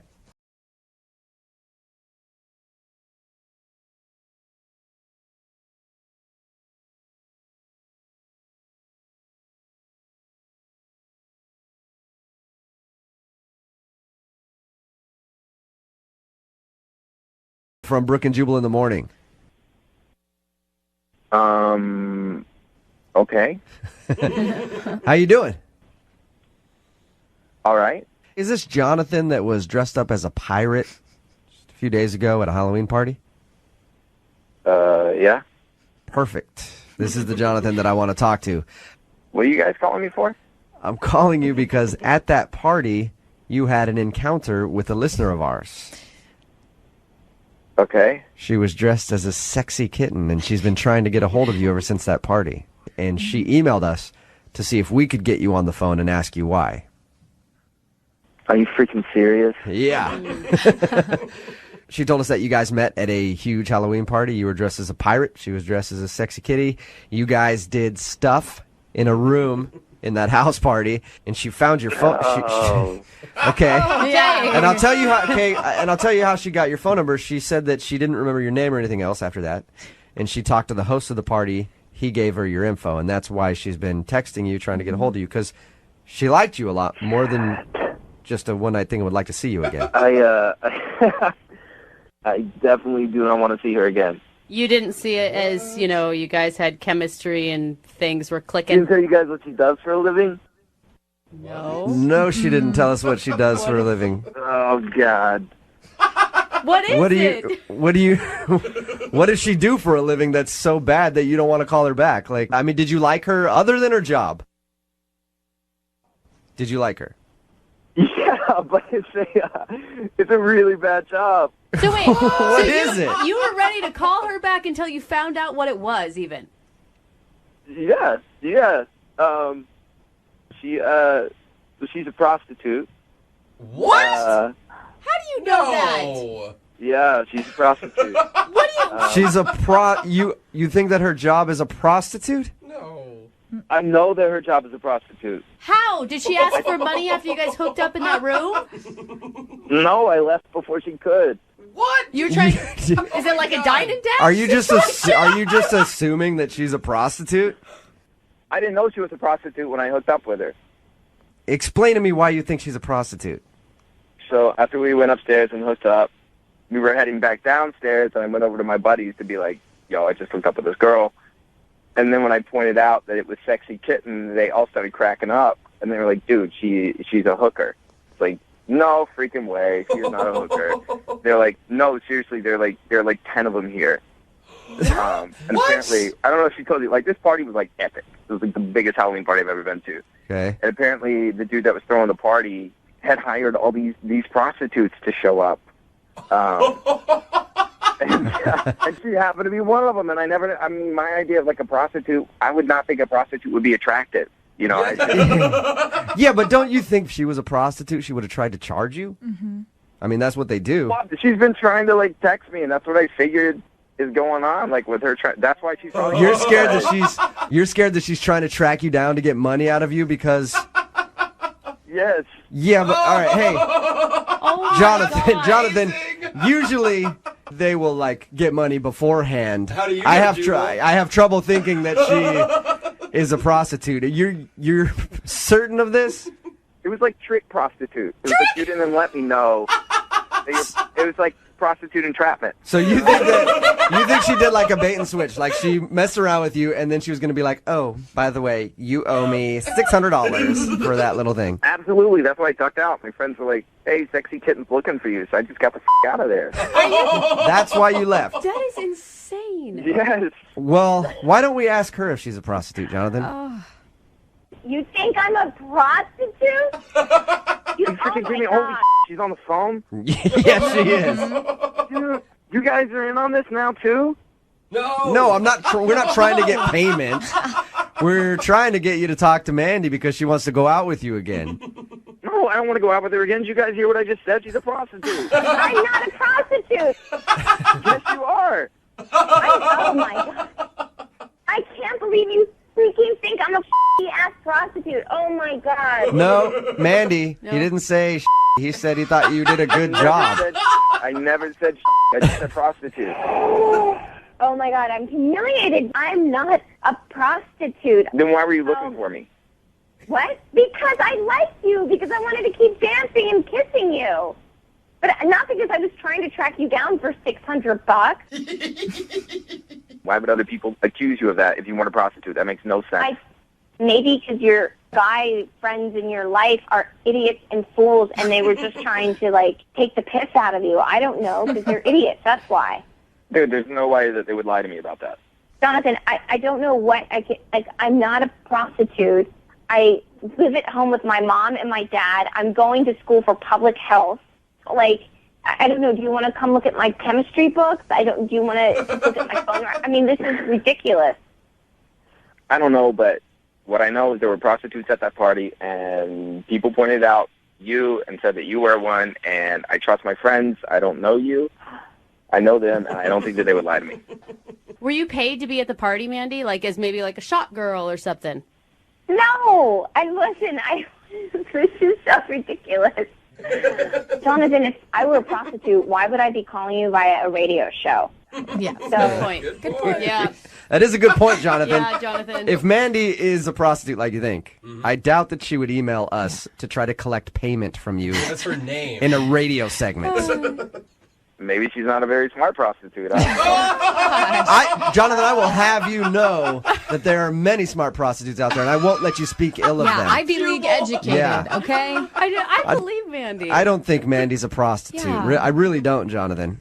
Yeah, I mean, this sucks that you think that I'm a prostitute. I mean, I don't know what to say. I think maybe why don't you try going out with me, and I think you can judge for yourself. Yeah. Can you imagine the story of your guys' first date? I thought she was a hooker. I don't know. I mean, like, you don't sound like a prostitute. You know what? Yeah, I agree. Because, you know, prostitutes, they have that tone to their voice, that prostitutone Inflection. in their voice.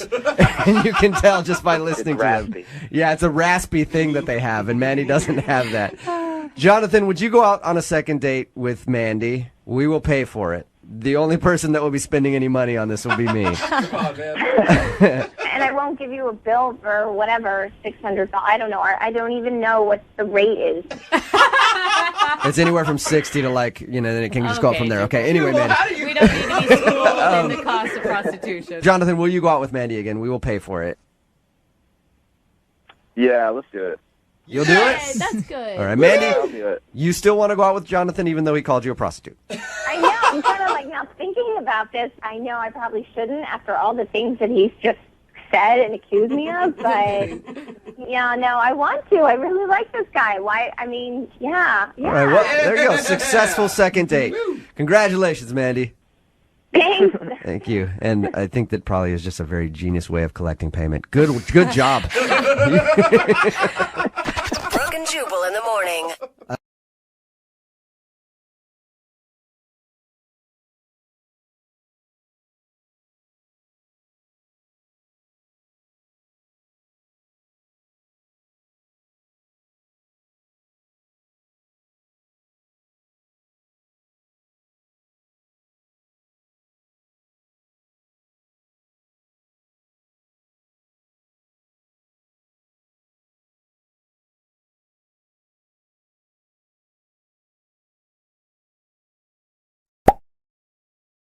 Hello? Yeah, can I speak to Tyler, please? Yeah, you're talking to him? What's up, Tyler? How are you? This is Jubal from Brooke and Jubal in the Morning. What?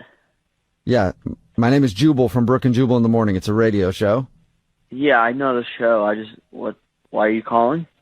Oh, you do know the show. Do you listen a lot? Occasionally, yeah. Wonderful. That is a good Occasionally review. is way more than most people do. So thank you, Tyler. I appreciate that. You're welcome, but why exactly are you calling me? Well, I'm calling you today because somebody emailed us to do a second date update with you.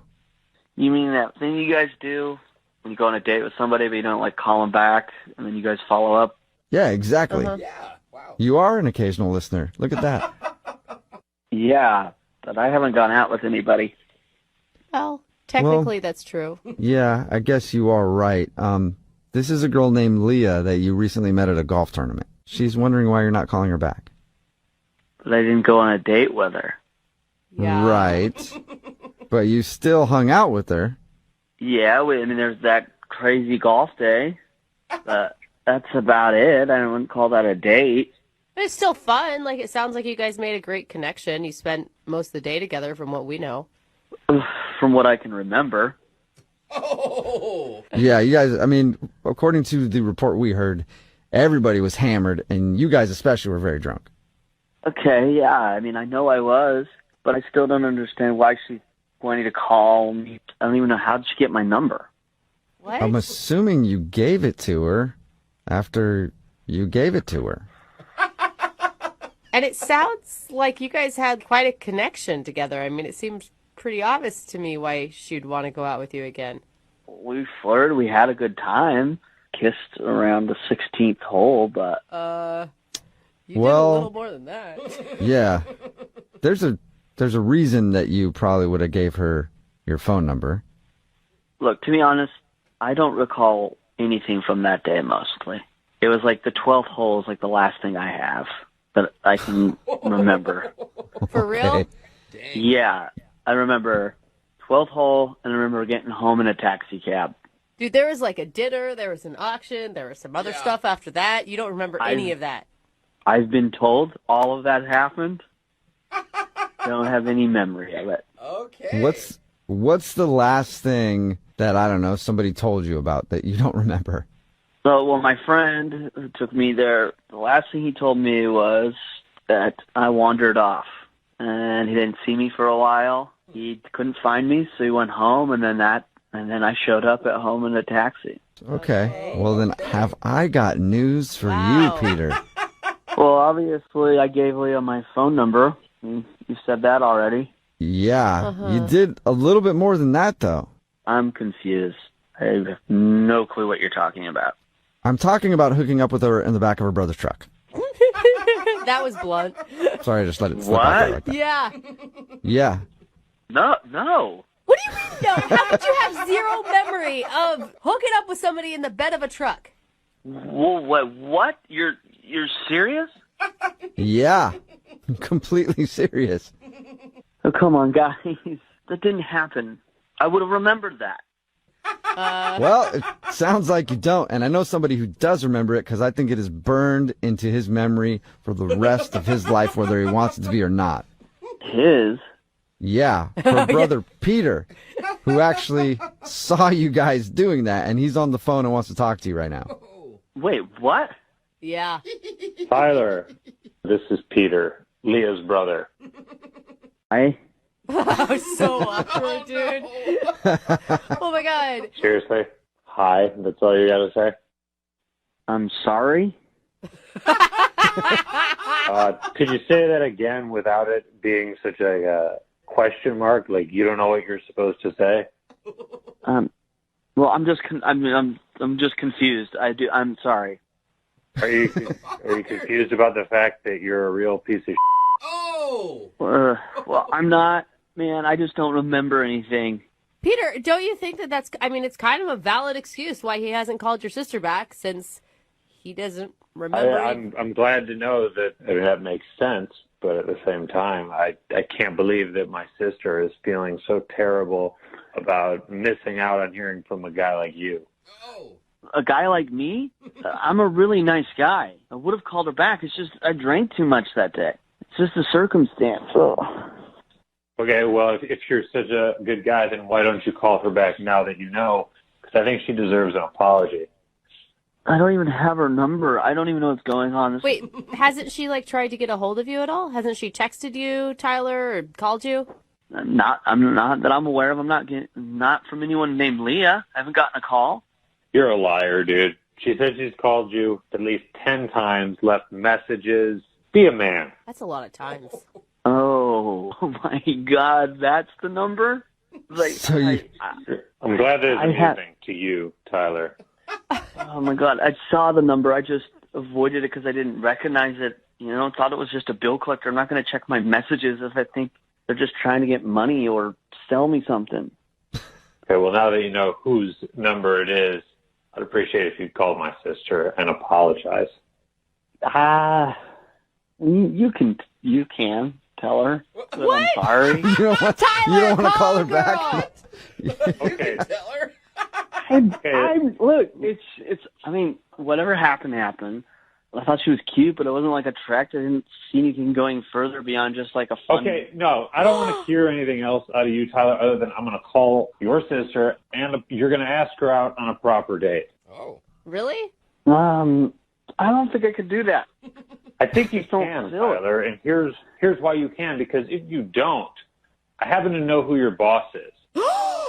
Because that tournament you were at, that was put on by my company.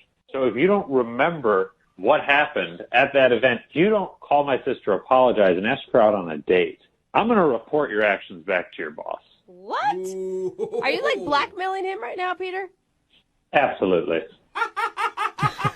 Nice. Wait, why would your sister even want to go out with a guy who doesn't remember sleeping with her? I'm going to give her the chance to turn him down if that's what she wants to do, but he's going to man up and make the call, and if he doesn't, I'm going to get him fired. Oh. Whoa. Come on, man. Are you serious? You're going to get me fired over this? Oh, yeah. Oh, come on, guys. I think he's serious, Tyler. Yeah. I would call her. That's a big Just brother. saying. It was a drunken mistake. Come on. Can't you just give me a pass on this? We've all done stupid stuff. It was a drunken mistake that happened in the back of my pickup truck, so I'm kind of taking it a little bit personally, Tyler. So you better make this right, All right, well, in that case, Tyler, would you like to go out with Peter's sister Leah on a second date? We will pay for it. Well, I guess I don't have much of a choice, so yeah. This is the start of a romantic story. It really is. Yeah. All right, good. I'll be expecting you to call her by tonight at the latest. Okay. Okay. All right, well, man, this is a beautiful love story. Yeah, I can't wait for their wedding. I don't think there's going to be a wedding, but I'll be calling her. Great. I'm certainly hoping that there isn't. All right. Well, that's a successful second date update. Both of you guys take care, all right? Thank you. Brooke and Jubal in the morning. Moving 92.5. Brooke and Jubal's second date update. A girl named Erica is on the phone with us today for a second date update. Her email described her situation as something that pissed her off, in all caps. She's confused, embarrassed, and furious. In other words, just a typical day for most girls that I know. Wow. But apparently something happened on her date that she's very angry about. Erica, how are you? I'm good, you guys. How are you? Good. You must be in a great mood. I'm really not. I'm not surprised at all. Your email sounds like you're actually really angry. Tell us a little bit about who you want to call today for your second date update. Well, I met this guy, Jordan, at a club, and I just want to see what the hell happened. Okay, so start off with what the hell got us here. What happened? I went out with my girlfriends a few nights ago. We went to a club and having a good time. Really wasn't going to meet anybody. I just was going out with my girlfriends, and I met Jordan, and we met on the dance floor, basically, because you can't hear anything at the club. It's very loud. And he did like this little cheesy dance move, and I just thought it was charming. I thought he was cute. Yeah, when you're on the dance floor, the typical move is you come by and you put your hand in the small of her back. Yeah. Or you just kind of clench her hips a little bit and just say, hey, what's up? Women like that a lot, don't they? You just give me chills describing that. It's so creepy, dude. So this guy did a cute little dance move, and you guys ended up dancing together. Did you talk at all? I mean, we tried. You can't hear. I mean, literally, you're standing like on top of one another and dancing together, and you can't hear one another. All you can do is just smile and dance. Right. So did you guys go somewhere after that, or did you do a date later? We did. We talked about going to really like a quiet bar that was down the street, and we decided to meet up there. So I told my girlfriends that I was going. I told them exactly where I was going. And they wanted to come with me, but I said I was okay, and I took myself there. All right, and how was it when you actually got a chance to talk to the dude? Well, this is what happened. I got there, and I picked a spot in the bar where, when people walk in, you can see. Right. And we did exchange numbers, so, we would have each other's numbers. And I sat there, and I waited, and I waited, and I waited some more, and literally I waited half an hour. Half an hour. Didn't you think it was kind of weird that you guys didn't walk to a bar together? Well, I wanted to say goodbye to my girlfriends, let them know where I was going, and then I left after saying goodbye to them. And so I figured he would be there waiting for me. Instead, it was the other way around. You waited 30 minutes for him, and then you gave up, or did you wait longer?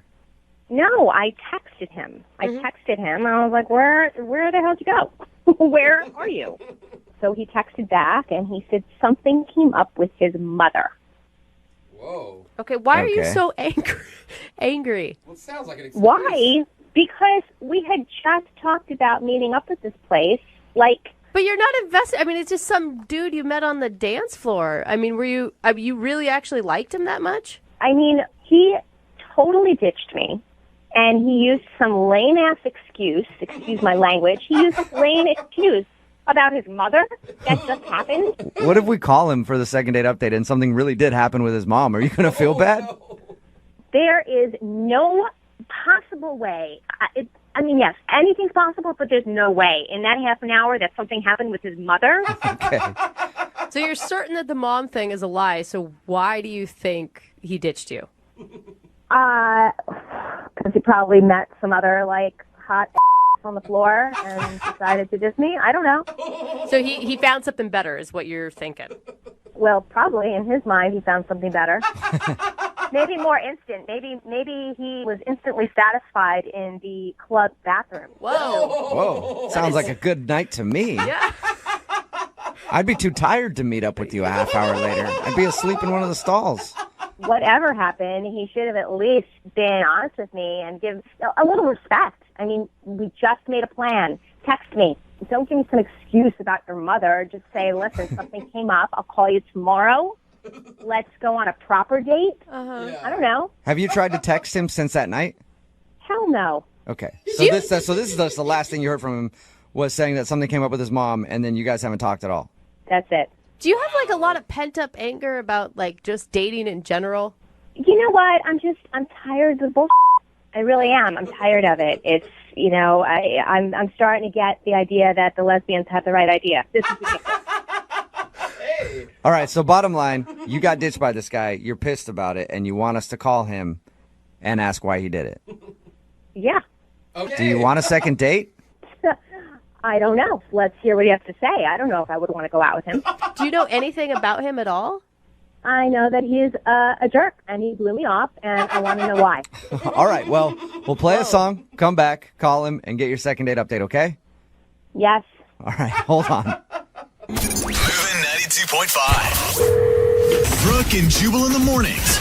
Second date update. Right in the middle of a second date update, and if you're just tuning in, Erica is on the phone. Today, she wants to call a guy named Jordan. I'm actually excited to call Jordan, too, because I think he and I have a lot in common. I know for me, every time I've met a hot girl out at the club and we've ended up making out on the dance floor, I'm thinking about one thing and one thing only, my mom.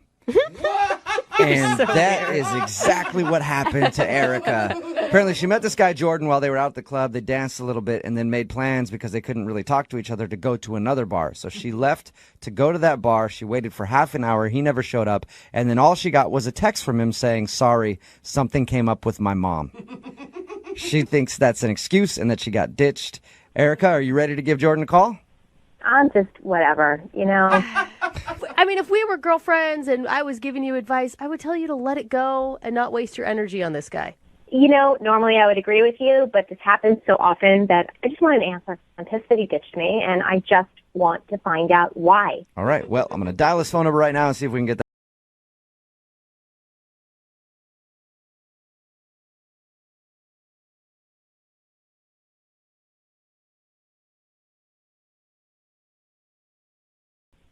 This is him. Who's this? Hey, Jordan, how are you? This is Jubal from Brooke and Jubal in the Morning. From who? Brooke and Jubal in the Morning. It's a morning radio show. Oh, okay. Is this like a job? A job? Is that what No, you just did said? you apply for a job at a radio station? I don't know. No. Okay, well, no, it's definitely not for a job. I have a couple of questions for you, though, if you have a minute. Okay. So the reason that I'm calling you is because we actually got an email about you from one of our listeners. Me? Yeah. It's a girl that you met out at a club. I would call it a date, but you didn't really go out on a date. You guys kind of made out on the dance floor, and then you made plans to meet her later at another bar, but never showed up. Her name is Erica. Oh yeah, she was good. Okay, she was good. All right, so you remember Erica. Well, Erica emailed us because she's confused as to why you didn't show up at the bar like you were supposed to. Oh yeah. I really wanted to. Like, she's really cool. I wanted to see her a lot, but I just couldn't. You know. Why not? No. It's just not the right time. It's not the right time, but you hung out with her for a little while before that.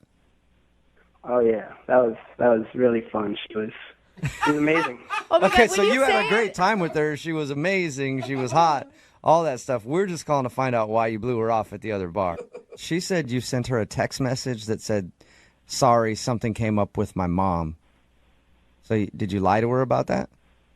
I didn't lie, but I might have stretched the truth. Nothing. So nothing came up with your mom at all then? Not really. So you lied. That's a lie. All right, can you just be honest with us? Why did you ditch her at the bar? It's very obvious that you did. I really wanted to hang out with her. I want to, but timing is everything, and right now I'm just dealing with a lot of personal stuff. Are you in a relationship right now? Is that what the story is? No, I'm very single.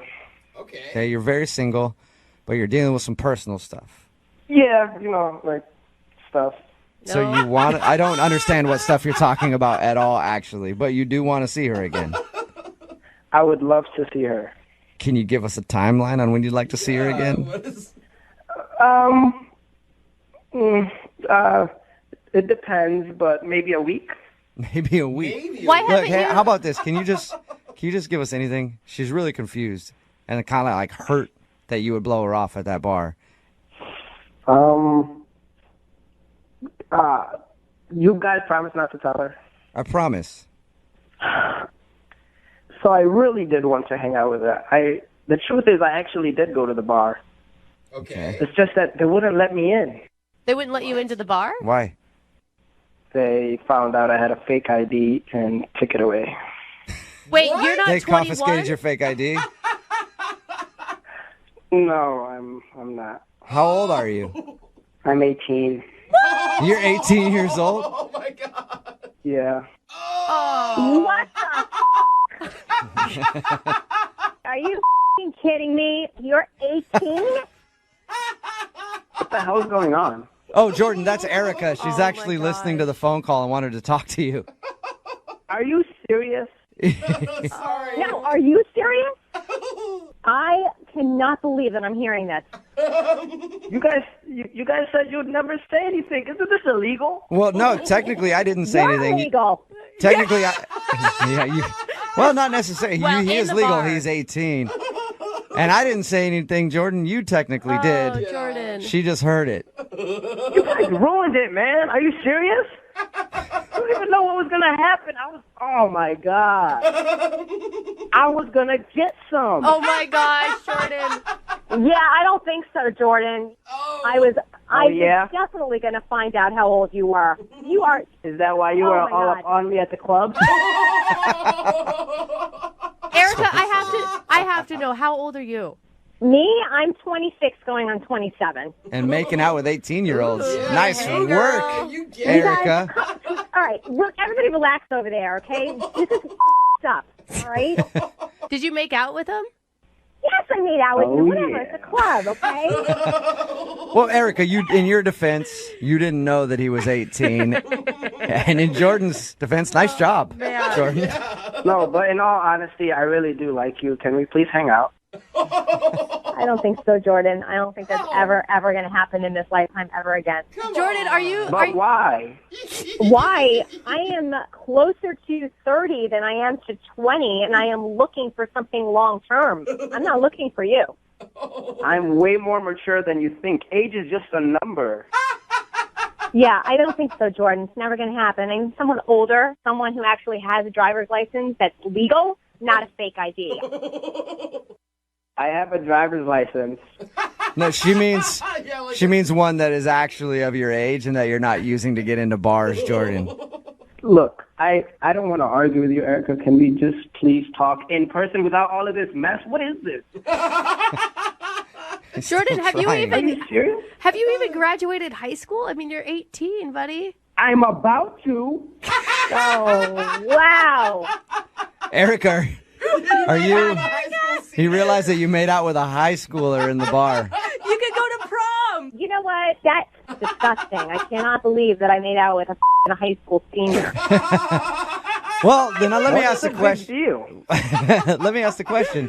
Jordan, would you like to go out on a second date with Erica? We will pay for it. I would love to. Plus, you can get some from me that night. Ooh, there you go, Erica. Oh my God. Experienced man. I can't even respond. I'm disgusted. I can't. I have nothing. You responded at the club. Oh, wow. Jordan, you might be 18, but the confidence on you is amazing, man. Erica, you might want to think about dating him because he's got the kind of mentality that could make him a millionaire by the time he's 25.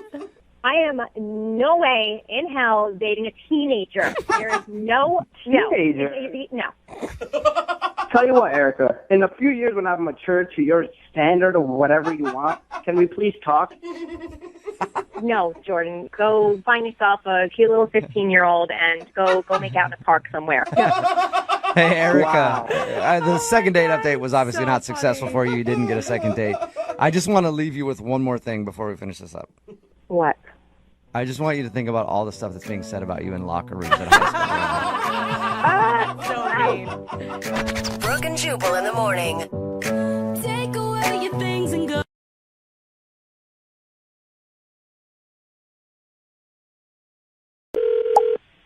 Hello. Hi, can I speak to David, please? Speaking. Hey, David, how are you? This is Jubal from Brooke and Jubal in the morning. You ever check out the show? Yeah, I've heard it a few times. I'm just kind of confused of why you guys are calling me right now. Because somebody emailed us about you, David. About me? Yep. Somebody that you recently went out on a date with. Her name is Amanda. Amanda. Yeah.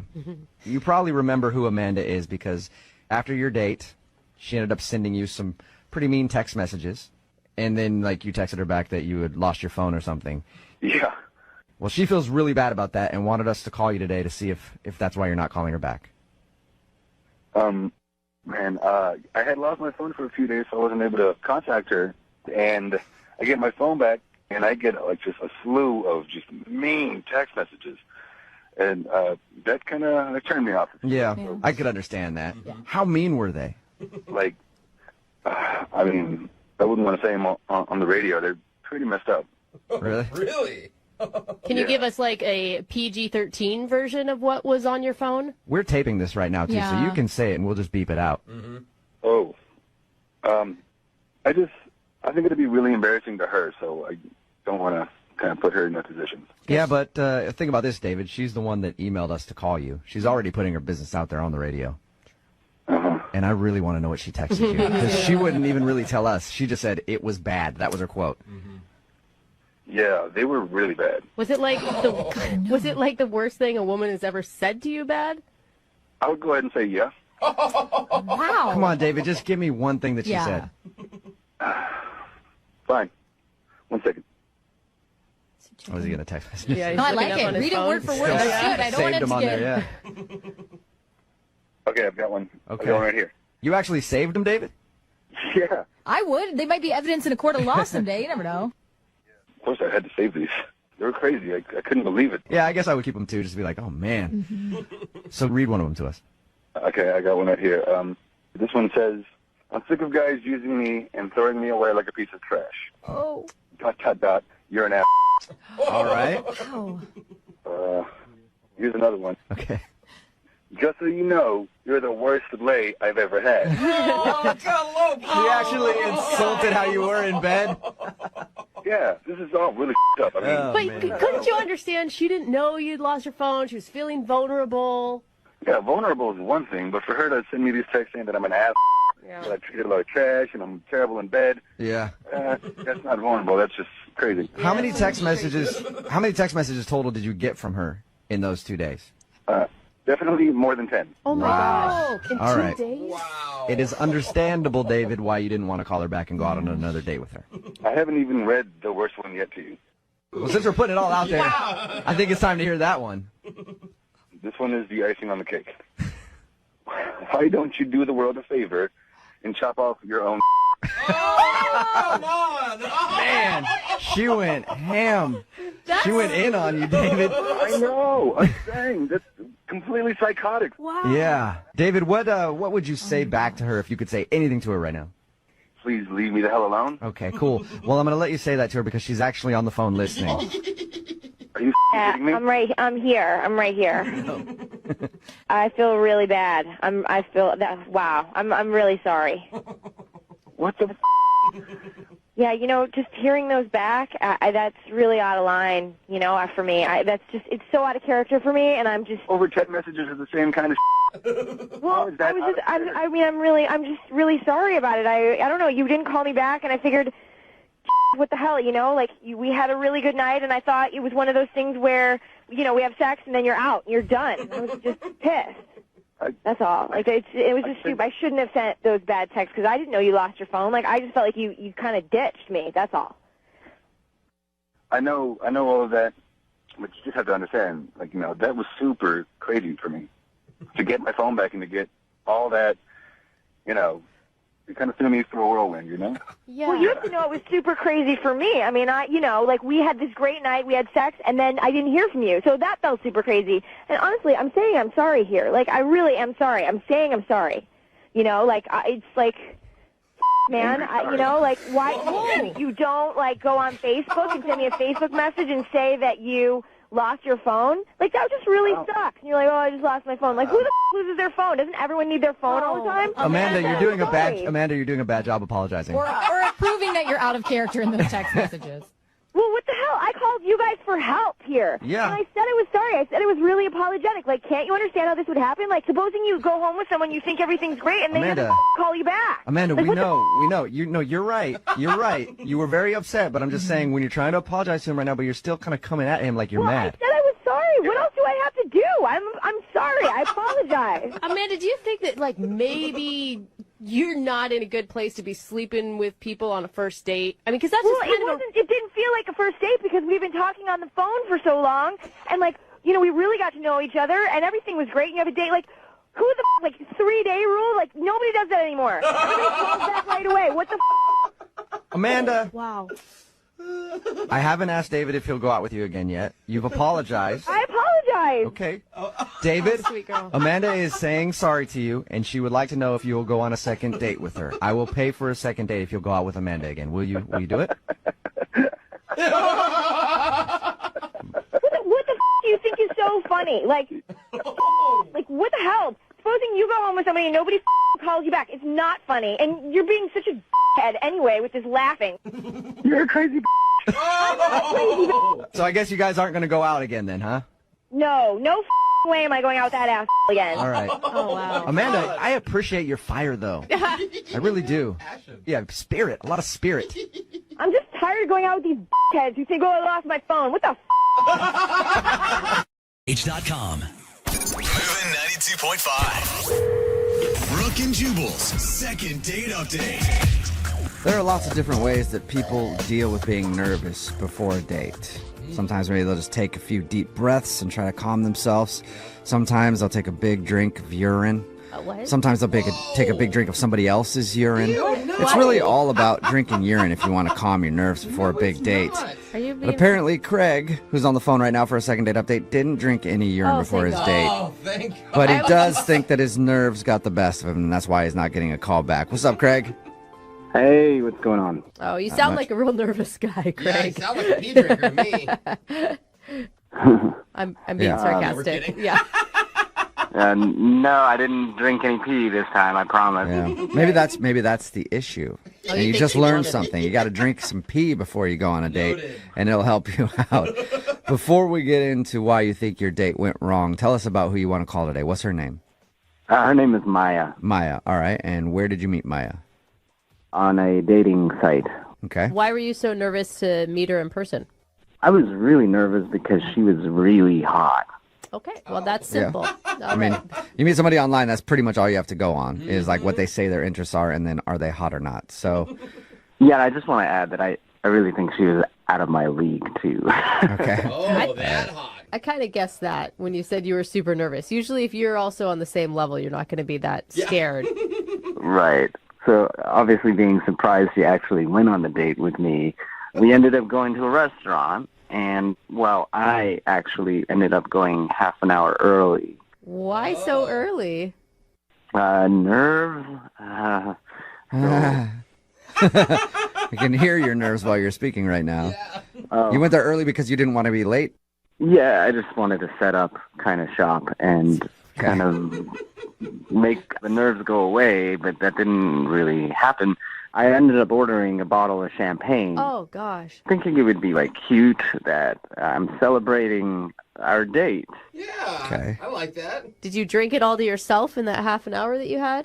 My plan was to split the bottle with her, but while I was waiting, I kind of had one glass, and then I had another one, and then by the time she came, I had half the bottle. Okay. So that's what you meant by your nerves. You were trying to calm them with alcohol. Yeah, and it did calm them because I was feeling kind of good. Yeah, I bet you were nice and calm after a half bottle of champagne. Yeah, so I obviously asked her if she wanted any champagne, and then she said she doesn't drink champagne. Oh, so then you had to finish the whole bottle because you don't want to waste any money. Yeah. I did that, and she ordered her wine, and I did drink the rest of it. So wait, did she have one glass and you had one bottle? I think she might have had maybe a second cup, but I don't think she ever finished it. And it's good when you don't know for sure, when you were sober enough where you can't remember details. Did she know that you were drunk? I don't know. I think because I was laughing a lot, I do remember that. But I do remember one weird thing, which was asking her to go grocery shopping with me. What? Like after your date? Like for you or with you? Not for like money or anything. I just wanted her take on the food because it looked like she ate really healthy. Okay, yeah, I'm picturing you now, drunk, just being like, wow, you look like you eat healthy. You think you can go to the grocery store after this and maybe you can pick out stuff with me? Make me pretty. Make me pretty. Yeah, it seemed like a cluster, you know. Just like kind of, the date didn't go well. Okay, so how did it end? It ended where she ordered an Uber, and I was out there with her trying to be the gentleman. Mm-hmm. And the thing is, after having so much alcohol and water and stuff, I ended up having to go to the bathroom. And I'm pretty sure like they were already kind of closed, and I ended up peeing on the side of the building. Okay. Ooh, classic. All right. Then the Uber comes. There's my date. All right. Yeah. No hug. She just left. Okay. You blew it. Yeah, you definitely did blow it with her. Yeah. Yeah. We've all been there. I don't think any of that would have really happened if I didn't drink half the bottle, or the whole bottle by the end of the night. But I just really wanted to impress her. And I'm calling you guys because I just want like another date with her, and I just don't want to order the bottle. Yeah, I'm sure a lot of people have said that. Have you heard from her at all? Have you had a chance to apologize? I kind of sent like not a weird text where I kind of said, I had fun and I'm sorry if I got a little tipsy and I just would love to see you again. And then she just never replied to that. Okay. All right, well, we'll play a song and then come back and call her and explain that you were hammered and you want a second date, all right? Yeah. Okay, we'll do it right after this. Hang on. Moving 92.5. Brooke and Jubal in the mornings. Second date update. Hey, Craig? Yes. Hey, just making sure while you were waiting to do the second part of today's second date update, you didn't drink any champagne, did you? I didn't. I thought about it. Yeah, you might want a bottle or two before we get started. It seemed to help you last time. If you're just joining us, Craig is on the phone and he wants to call a girl named Maya. They met online and ended up going out to dinner for a date, but he got a little nervous, arrived at the restaurant early, and ended up drinking a half a bottle of champagne before she even got there. And then she showed up and he found out she doesn't drink champagne, so he drank the rest of the bottle and probably some more liquor then too. And he doesn't remember most of the night. He does remember that she left in an Uber after he peed on the wall outside, and that she's not returning any of his phone calls. I know. I would just say when you tell her how nervous you were, just make sure you throw in a lot of compliments because this is going to be a hard one to come back from. Oh, okay. I'll try. All right. And if you need a drink to help you do it, go ahead and grab one. No, It'll be a minute. no, stay All right. sober. I'm dialing her phone number right now. Here we go. Oh, no.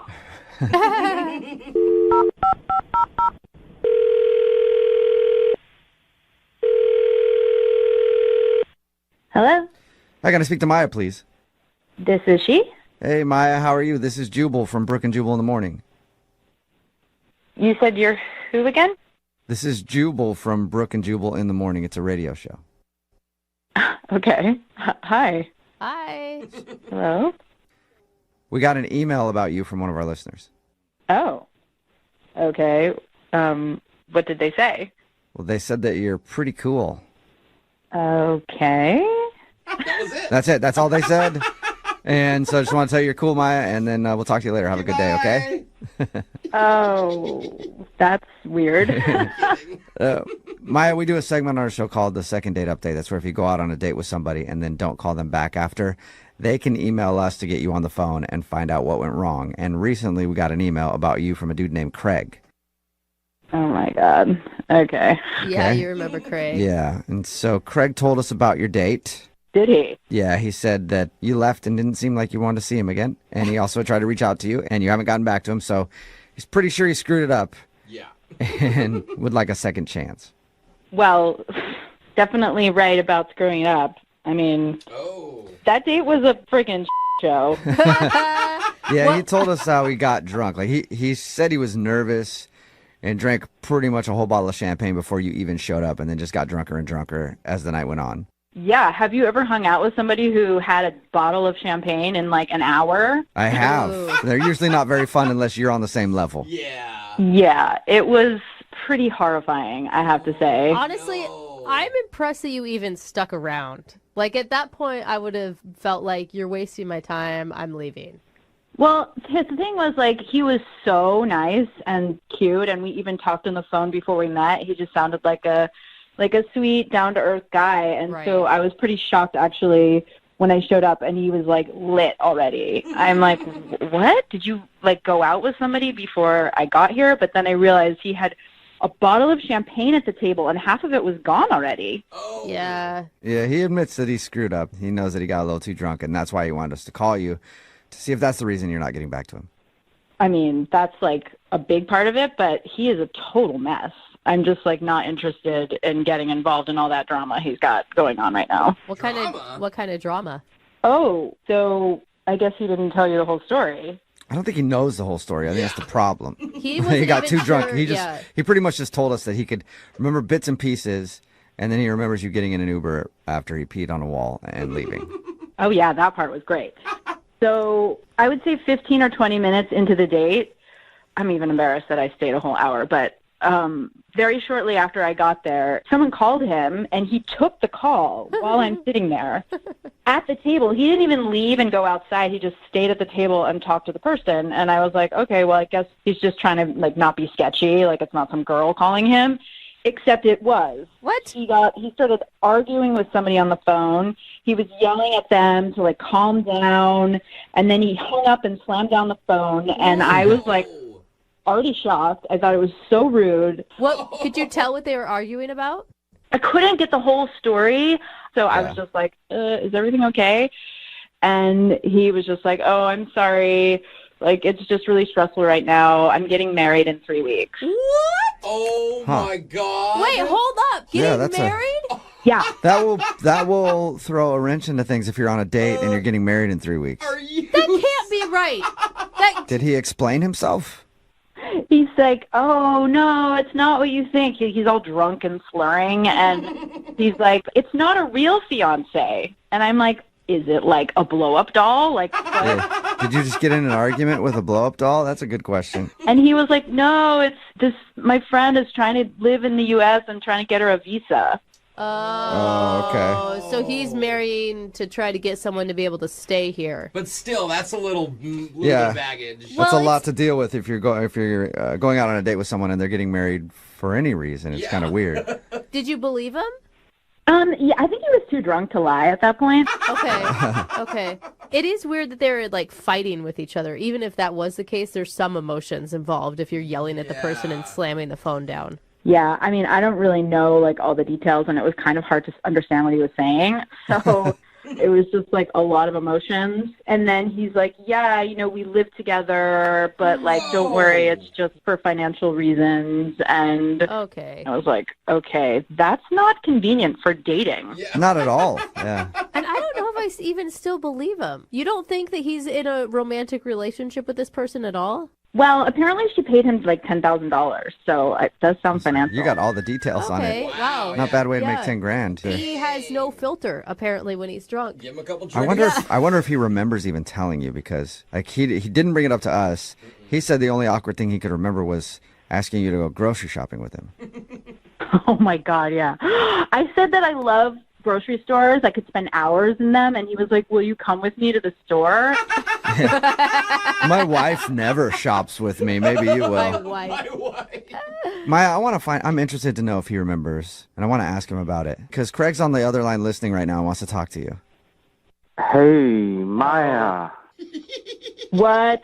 You weren't replying to me, so I just kind of thought... Yeah, she knows all that, Craig. I think the biggest issue is, are you married? I'm not. I mean, I just want to say, first of all, that the only reason all of that happened was because I was nervous, and I thought you were really pretty, and that's why we're having this conversation. I promise you that if I never drank, we would be having a completely different conversation right now probably about how exclusive we're about to be. Craig, I don't care about the drinking. Let's remember you are getting married in 3 weeks. That's the ultimate deal breaker. End of story. The wife thing that I'm telling you, it's just a good financial move on my part. I don't even remember that I had that call. I don't even understand how long that call. How did you even know all of this? I know it because you drunkenly admitted everything while you were sitting there at the dinner table. Well, I'd say don't worry about it. It's not as big a deal as you think it is. Oh, my God. You're getting married. That means that you and I, if this went somewhere, would not be able to get married. No, but you see, Gabriella doesn't really care about that. She doesn't care who I see. Okay, Craig, well, guess what? Maya cares. Craig, I mean, how could you not have known that this was the reason you weren't getting a call back? But it's not a real marriage. It doesn't really count. You should just pretend like it's not happening. Yeah, just pretend like he doesn't have a wife who paid him to marry her. Craig, you know what else is not happening? Me and you. Come on, Maya, are you sure about that? Because Craig would love to go on a second date with you. Never been sure about anything in my life. What about... I won't drink anything, I promise. It'll be totally different, like I said. I don't think the drinking is the issue, though, Craig. I don't think you're getting it. I don't understand. What, it's still about the marriage thing? Yes! I don't want to date a married man. Maya, I think you're focusing on the wrong things. Like, look at the lengths I'm going to make another woman happy. Doesn't that show you that I'm just like the perfect man? She's paying you. I mean, what do I have to do to show you that I'm a good guy? Do you want to call Gabrielle? Do you want to meet her? Maybe we go out together and we meet. Oh, there you go. Go out on a date with all of them, Maya. That way you can see that it's an arranged marriage and they don't actually love each other, and then you and Craig can live happily ever after, yeah? No? Yep, this is getting better and better. Brooke and Jubal in the morning. Text in at 78592 says, that guy's probably going to go to jail, so it's good that she didn't get a second date because he's probably not going to be able to date while in prison. Talking about today's second date update, if you missed it, this dude Craig wanted to call a girl named Maya. He actually drank half a bottle of champagne before his date even started and doesn't remember most of the night. When we called her, she said yes, he was very, very drunk. And he even took out his phone in the middle of dinner and argued with somebody on the other line. Finally, he admitted that he was stressed right now because he's getting married in a couple weeks. Yep. Which is a big thing to drop while you're on a date. Weird, yeah. He tried to explain. He said he's doing it to help a girl get her visa, and they're paying him $10,000 to do it. So It's not a real marriage. She should go out with him again. Shockingly, she decided that she didn't want to date a married guy and turned him down. No second date there. I love the text that says, so what I got was that peeing on the side of the building, okay, as long as you're not engaged. Right? Is that the Pretty much, lesson? I think so. Yeah. Remember, if you want to do a second date update, all you have to do is email the show, and we will call the person who didn't call you back. It's Brooke and Jubal in the morning.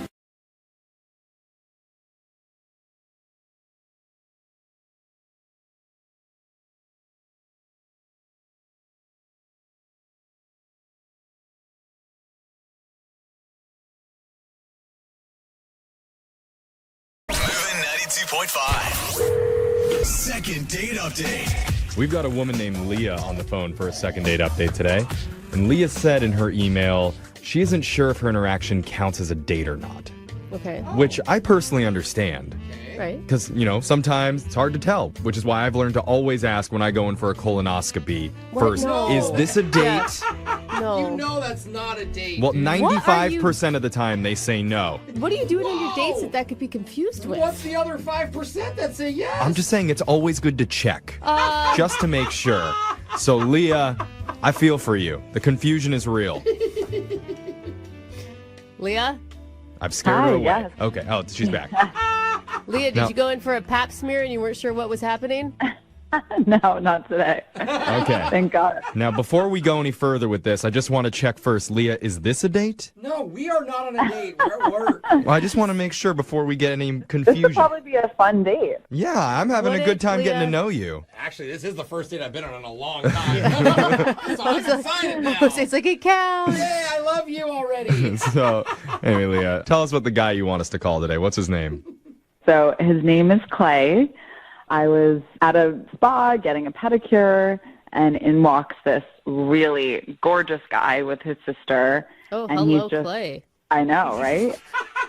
He was just kind of waiting in the chair for her to be done, and he was kind of looking at me, and I was like, oh, I wonder if he's going to talk to me. And then he ended up introducing himself to me and also introducing me to his sister. I have all sorts of red flags already. I'm sorry. I have a couple of issues already with Clay. What happened? You were wooing like 2 seconds ago. Now there's suddenly red flags. Yeah, because one, he's not getting his own pedicure while he's there. Why? Well, he did end up getting one. He did. Oh, he did. Okay. Okay, then we're back to good. Yeah, like he didn't want to, and then I was like, oh, come on, you have to do it. So he was like cute about it. And then he was very funny and charming. Like everyone in the spa was laughing, and he was just like fun to be around.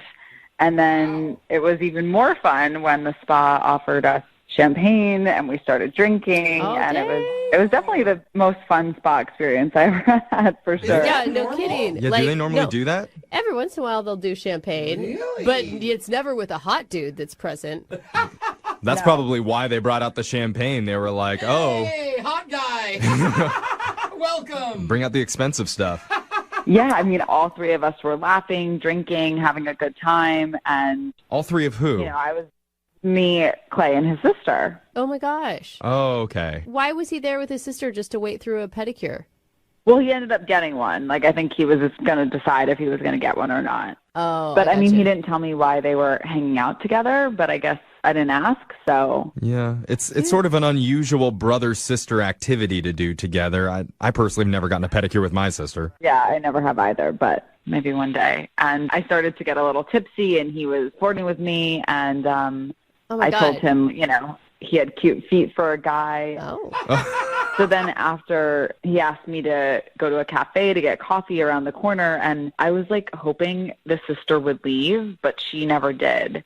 And it was just kind of like weird having her there, which is why I'm saying it was kind of a date, but not really. I like how you invited yourself on the brother-sister outing, but it's you that's annoyed with the sister. No, they invited me for coffee. They invited me. No, I know. I'm just saying, like, you went on their hangout time, and you were annoyed that she was there. Yeah, I was. So how did coffee go? Coffee was good, but, you know, I kind of wanted to just get to know him one-on-one. And then, you know, we exchanged numbers, and him and I have been texting for, like, almost a month. But holy cow. He has yet to ask me out. Wait, you've been texting for almost a month, and you haven't gone out again? Yep. What kind of texting are you guys doing? Is it just very casual texting, or is it still flirty texting? I mean, definitely a little flirty, but he just hasn't, like, taken any initiative to see me or whatever. So I'm, like, very confused. Like, it's I don't know if his sister said something to him, but it's just, like, it's just a weird situation. So well, let me ask this. Are you sure that girl that he was with was actually his sister? I assume so. I mean, that's what I was told. I mean, are you sure that's not some sort of weird girlfriend or like friend situation that he's in? Anything in this life is possible, so I really don't know. That's why. Did they look similar? Did they look like they'd be brother-sister? No. They had a similar look. I mean, okay. Did you ask to check their driver's licenses? Oh, my God, Jeffrey. I think you guys are missing the bigger issue. What probably happened is the sister doesn't like you. You're getting shut down, man. That's possible, too, yeah. Is it an older sister? Because older sisters, scary. Yeah. I don't know. Actually. See, this is why you got to check the driver's licenses to know the age, the names. I mean, it did cross my mind that maybe she was tagging along to see if I was worth it for him. But I don't know. Did you have any awkward interactions with her? No, she was fun. Okay. I mean, I felt like she was protective of her brother, but she was fun. Yeah, the three-way kiss was totally natural. Nothing awkward about it. So all right. Why do you think he's not committing to a date? I really don't know.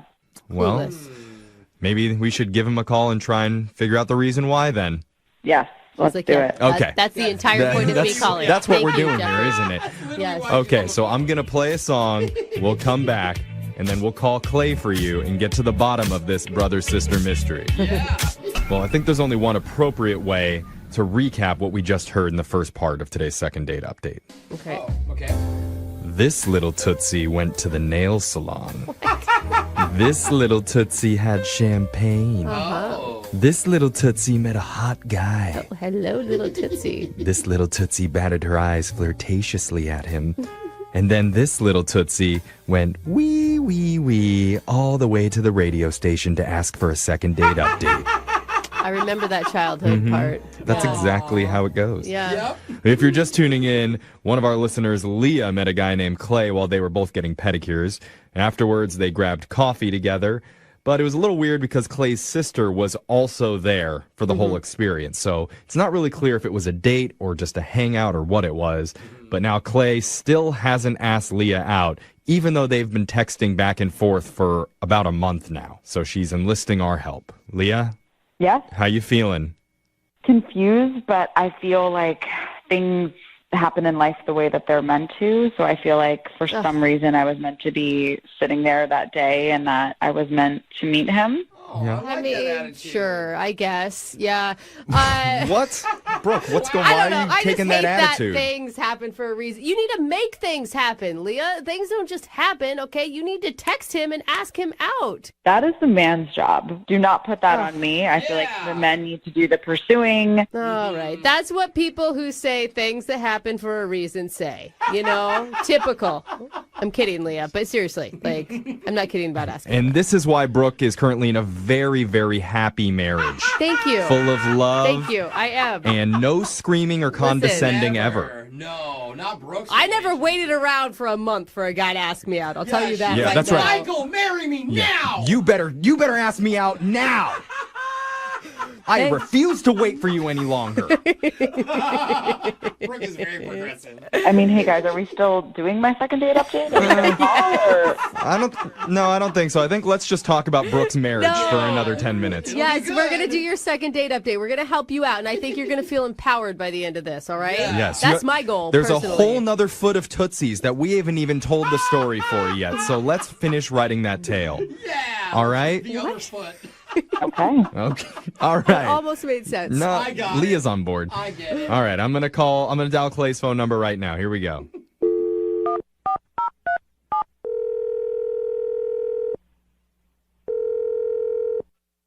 Hello? Hi, can I speak to Clay, please? This is he?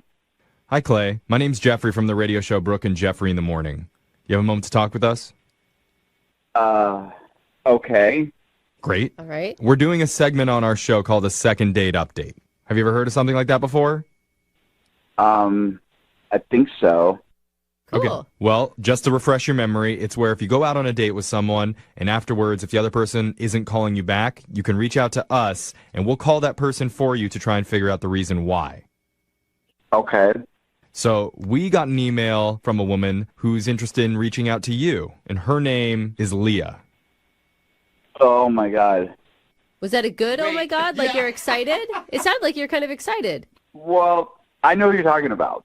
Okay. That's good. So Leah says that since you guys first met, you've been texting back and forth for a month, and she's wondering why no date has happened between you guys yet.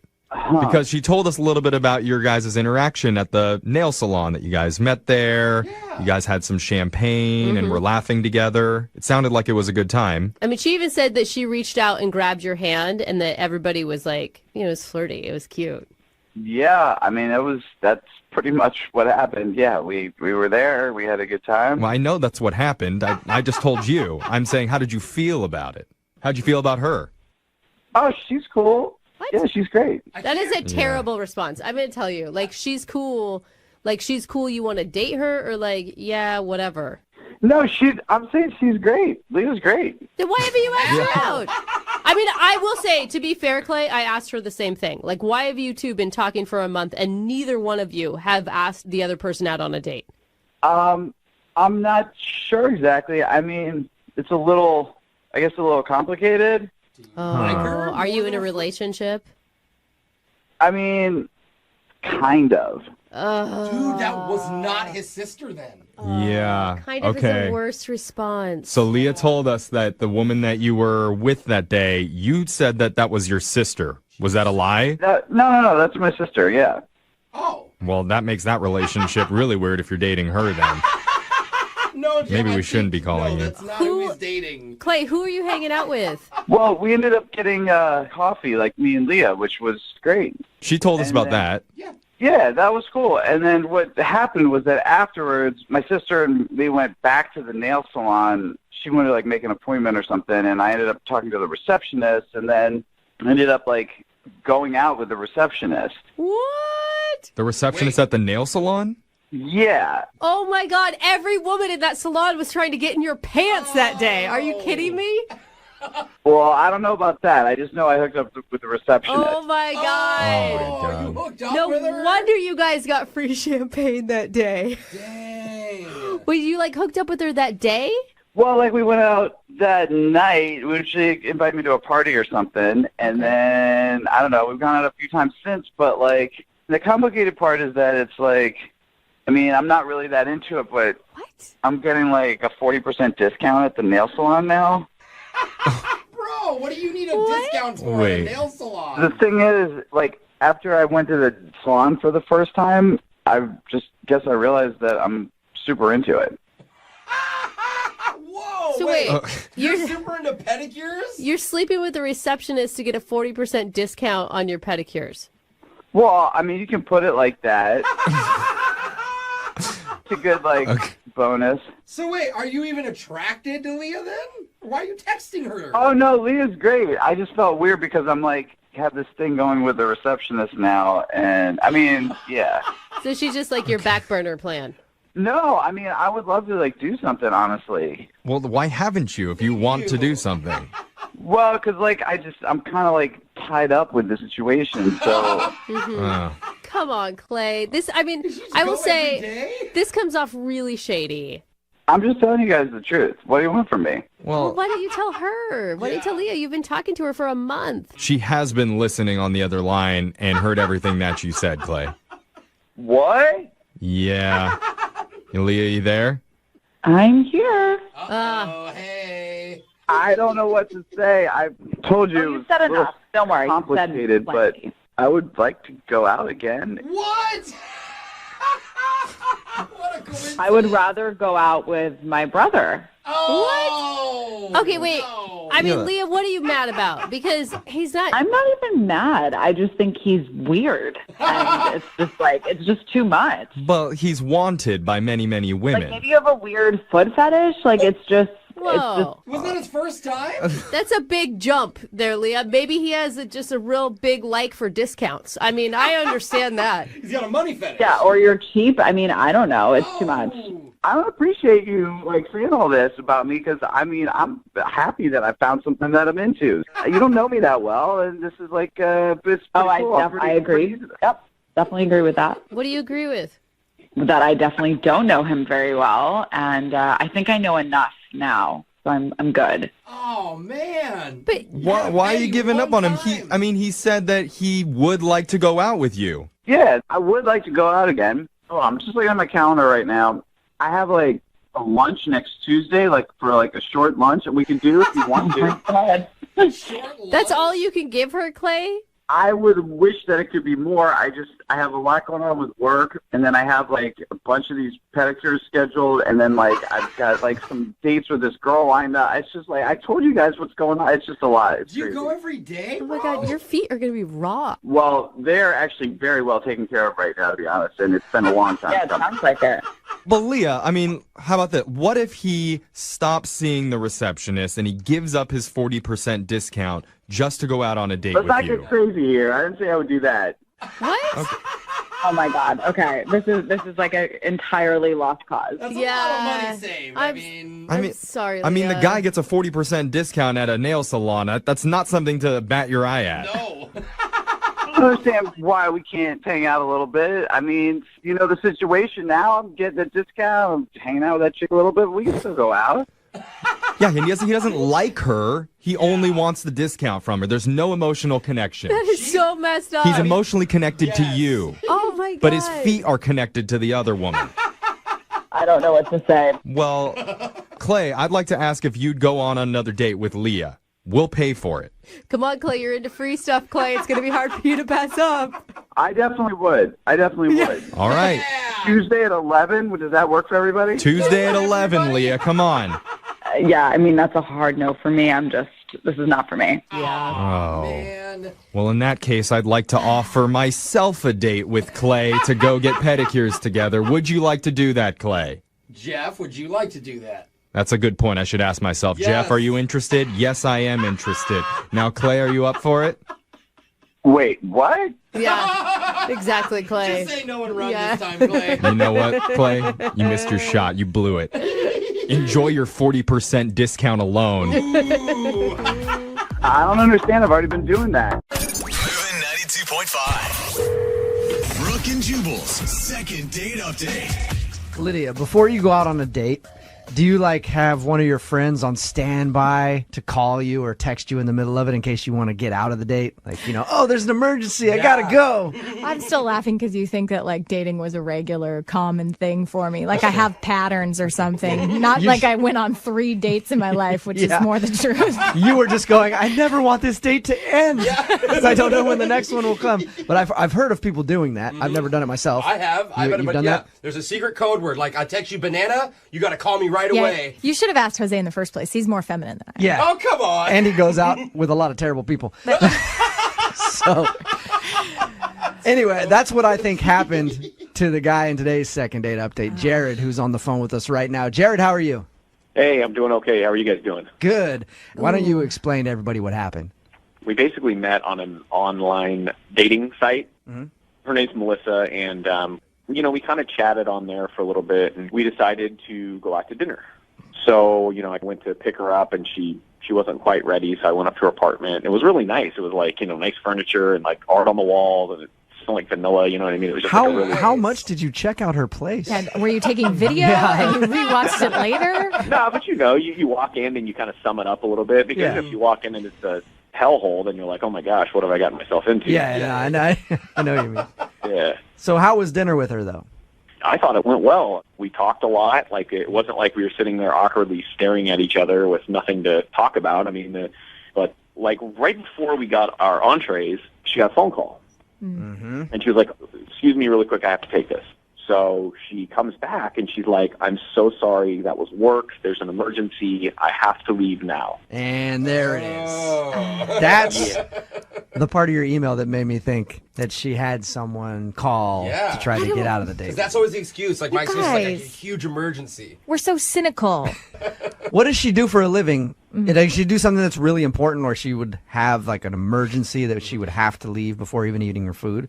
She's an attorney, so, you know. Yeah, they don't do anything important, do they? Come on. I had 2 parents for attorneys, and trust me, they stood me up for a lot of dates. Okay? A lot of science fairs missed. So Lydia knows about this firsthand.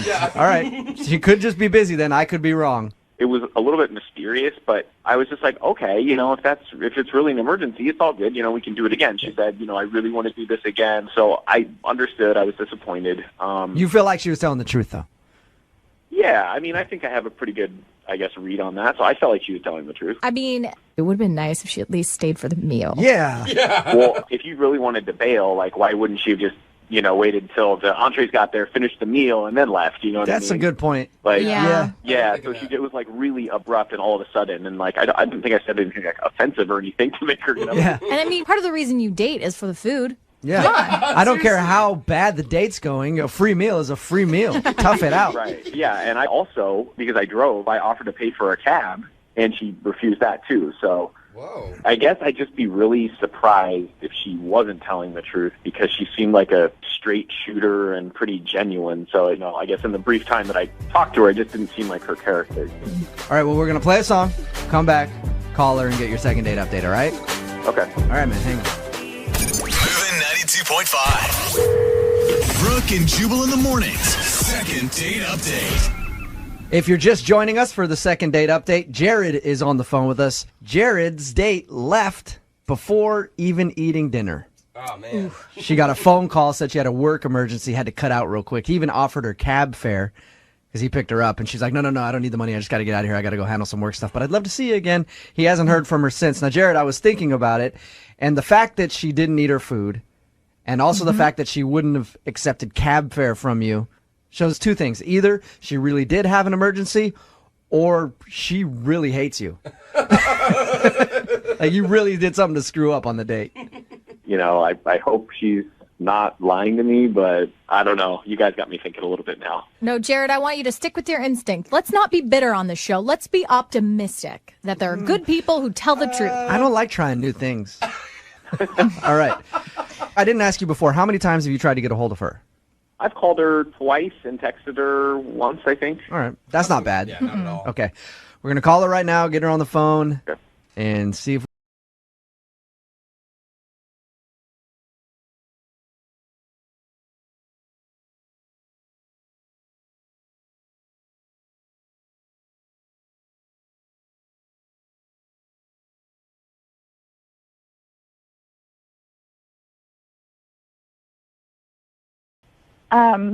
Okay. Why are you calling? you recently went out on a date with one of our listeners. His name is Jared. Uh-huh. And you know about this?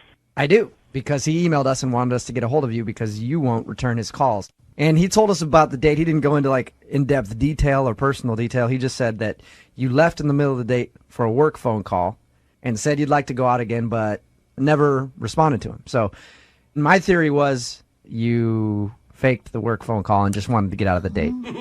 That's not my theory, though. I think you're a good person and you really had to work. Well, thanks. Why does this matter? I don't understand. Did you fake the phone call? It's kind of my own personal deal. I mean, can you tell us something, like anything? Because you kind of left Jared hanging with nothing. Here's the deal. we met online. I don't know if he told you that. And especially for a woman, it can be a little weird. And I like to protect myself. So I have my brother call, to kind of find out if things are going well or not. So I usually set up a time in advance that he knows when to call. If it's going really well, then I'm like, it's great, and I go back to the date. But if it's not, then I'll leave the date. I knew it. And he picks you up. So your brother called you, and you weren't having fun with Jared, were you? I don't know. He's sort of a creep. I'll be honest. What did he do that was creepy? It sounds like a nice dude to me. I talked to him. But I'm a creep, so. From one to another. Yeah, I might not notice those things. What did he do to you that was so creepy? When we were driving over to the restaurant, and while we were having our appetizers and stuff, he started asking me about my feminine hygiene products. Okay. Yeah. Like, which ones you use? Like, asking me about, because he's a guy, he wasn't sure, how you know what kind to get and how they work, and kind of if he should have some at his house for the women he's dating. That is weird. You're right. That is a creepy conversation to have with a woman on a first date. And if Jubal's creeped out, that says a lot. And I've been with girls for long periods of time. I don't like having that conversation with them after 4 years. Yeah, exactly. But he's super curious. There's different sizes, so do you test them out? Which one is the right one to use? Oh, come on, dude. Nasty. Is there a certain test and Hey, Melissa, can you hold on for 1 second, just real quick? Okay. I have to ask a question of Jared, because Jared is actually on the phone listening. Jared? Oh, my God. You can just Google that. You realize that, right? Yeah. Wow. Oh, my God. Yeah. Hi, Melissa. Jared, why would you ever think that's appropriate first date conversation? I don't know. I'm a dude. I just don't know these things. You know what I mean? It's just, I don't know. I was just really nervous. I don't know. She's really pretty, and I was really excited about it. So I was just I don't know. So you asked about that? Here's the thing. First of all, that's the worst conversation. I've never had a guy I've ever dated that ever even wanted to talk about those products, see those products, have anything to do with those products, because they don't even want to think about why you're using those products. Yeah. So it's I don't know. Have you never had a girlfriend before? Well, no. I've been in a long-distance relationship for the past few years, and recently we broke up, so I haven't dated in a while. And you decided to bust out that talk on a first date. Yeah. I mean, honestly, a part of me was curious because, like I said, I'm a guy and I have no idea how this stuff, you know what I mean? It's just something I don't know about. I don't even want to know how they work. I don't know. I just so embarrassed. I feel I'm absolutely mortified right now. Yeah, maybe you shouldn't have called the radio. Listen, Melissa, I really like you. I don't know. It's something about you. I just really like you, and I just felt like I messed it up somehow, and I really, genuinely disappointed. When people get nervous, Jared, they might hiccup or talk too quickly, or I don't know. You also have to understand, I just got out of a long-term relationship, and I just haven't been on dates like this, and literally. Yeah. I feel like that's not a good excuse, no, Jared. I just think common sense, dude. Common sense. I don't care if it's not a good excuse or not. That's the honest truth. So I don't know what else to say except I'm sorry. Did you? I might have or probably did screw something up that I was genuinely excited about. So. And Melissa, would you like to go out with Jared again? He thinks you're funny. He thinks you're smart. He thinks you have great taste in feminine hygiene products. I mean, that's what come on. Ladies look for in a guy, right? No, would you like to go out with him again? We will pay for it. Jared, I think that, coming out of this relationship, like you said, I think you need some time and maybe date a lot of women to kind of, get more comfortable. And Melissa, that is a very nice way of saying hell no. Yeah. Tactful. Jared, I'm sorry. I don't think Melissa wants to go out with you again. You got your answer. No. But at least you improved your dating skills, okay? Yeah. Melissa, you sure you don't want to go out with him again? Think about this. If you guys did end up in a relationship, he might be the only dude on the planet who's happy to go buy that stuff for you.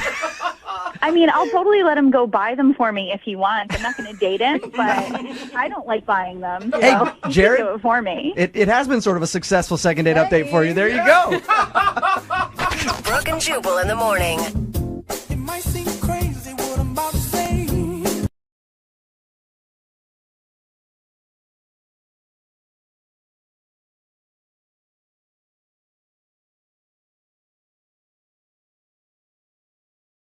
Are you single and feeling out of the loop? Put away that mouse and get out of the house. Join In the Loop, Seattle's brand new activities club just for singles. Go to intheloopsingles.com today. 92.5. Brooke and Jubal's second date update. The guy on the phone for a second date update today has a lot in common with me. Uh-oh. He's a rapper. Oh. Okay. You know, I spit a rhyme from time to time. I just did right there. I didn't even know it. Never heard you rap in my life. Sean is his name. Sean's on the phone right now. He wants to do a second date update with a girl named Kelsey. Sean, how you doing? I'm all right. So you're a rapper and you met this girl at one of your shows? Well, she was there to see the show, and I saw her in the audience, and then I asked one of my guys who was on stage, the hype man, could he bring her backstage? Oh, there you go. Really? All right. So you just liked her because she was super hot then? I mean, based off of outer appearance, yes. Yeah. And you're not looking out in the crowd going like, I bet she has a great personality. I need her backstage right now because I bet you she can make me laugh back there. That girl seems quirky, bro. Yeah. That would be so amazing if that was true, though. So you had her brought backstage. What was your first impression when you started talking to her? She seemed like a real person. Like, she didn't deal with the fake, and I like that when people can get straight to the point and be blunt. And did you guys actually go out on a date, or are you considering hanging out backstage your first date? Well, we went to the bar after the show. Okay. So you haven't like met up with her for dinner or anything. You just hung out with her that night. I'm trying to now. I'm sorry. If a rapper is like, hey, come backstage, I'm thinking that I'm going to start making out with the guy. Did you guys make out? I wanted to while we were conversing, but I didn't. You didn't? What was the conversation like when you guys were at the bar? Did everything seem cool? Yeah, it seemed cool. We talked about our likes and dislikes, you know, the normal conversation. And you were, I mean, she's for sure single, because you just pick a random girl out of the crowd. Well, yeah, she said she was single, and I was really feeling her vibe. There was good vibrations coming from her, and I was giving them back, and we seemed like we were really hitting it off. Yeah, that's what I was going to ask you because, I mean, I do stand-up comedy, and sometimes you meet somebody after a show, and, like, if you hang out and have drinks and they go away, usually I'm like, whatever. I don't meet people at shows where I actually am like, I have to contact her again. So what about her makes you want to track her down? Well, honestly, it was her look, and she was definitely smart. She had a thing about her. She wasn't like the typical girl that I would meet after a show. In your email, you said that there's a reason you think she's not calling you back. What's the reasoning? Well, the night that we hung out, later that night, I texted her kind of late, so maybe there was a misunderstanding and she thought it was for a booty call or something. I'm not sure. What did you text her? What'd you say? Are you up? Yeah. That's a booty call. If you get a text after like 10 o'clock at night that says, are you up? That usually means, hey, can I come over and we do it? No, I had just left from over there like a few hours ago, but I was having trouble sleeping, so I was wondering if she wanted to talk. You really wanted to talk? Sort of. Yeah, Sorta. exactly. Just admit to what the text message was. In all honesty, if she would have told me I could come over, I would have been there in a heartbeat. But yeah. I was just trying to talk. Like, I enjoyed her company, and I liked how she conversed. So you're actually looking for, I mean, you could see a relationship with this girl. It's a possibility because, I mean, again, we only hung out once, but I'd like to get to know her better. So the reason you think she's not calling you back is because you think she thinks you were trying to do a booty call. I hope that's not it, but yes. That's exactly what I would have thought. Have you tried to send her any texts other than that one? Unfortunately, yes. Okay. Oh, no. And what did those say, and how many? Maybe like 3 or 4 other ones, but she doesn't respond, so. Are you only texting her late at night after your shows? sometimes before I went on stage, there one text said, "Hey, I'm about to go on." All right. Switch it How up do you a even little. respond to that? Like, good job. All right, well, we're going to play a song, come back, call her, and get your second date update, all right? Thanks, I really appreciate it. All right. Moving 92.5. Brooke and Jubal in the mornings. Second date update. Yeah. Oh my gosh. It's time for your second date update. Sean went out with a girl named Kelsey. I don't know what rhymes with Kelsey at all. Chelsea? Chelsea could. So Kelsey is not Chelsea. And they went out. You see what I mean? I was talking about earlier how I'm a rapper too. Yeah. Filthy, bro. Bars. Yeah, man. Oh, man. Bars for days. It's time for your second date update. If you don't understand why I was doing that, Sean is on the phone, and Sean is a rapper. He actually met the girl that he wants us to call today at one of his shows. He was on stage performing, saw her, liked her, sent one of his guys to go grab her and bring her backstage. They talked for a while, even had drinks at the bar, but now she's not texting or calling him back. He's texted her a few times. He thinks the reason that she's not getting back is because later that night, after he dropped her off, he sent her a text saying, "Are you up?" Which is international code for, hey, I want a booty call. And so he's thinking that maybe she thinks that's all he's about. Sean, are you about ready to give her a call? Yes, please. Do you have like something prepared that's sweet to say to her to prove that you're really interested? No, but I can. Okay, think about something. Yeah, you might want to think about it while we're talking to her. I'm going to dial her phone number right now, get her on the phone, and see why she's not calling you back, okay? Thank you. Yep, here we go.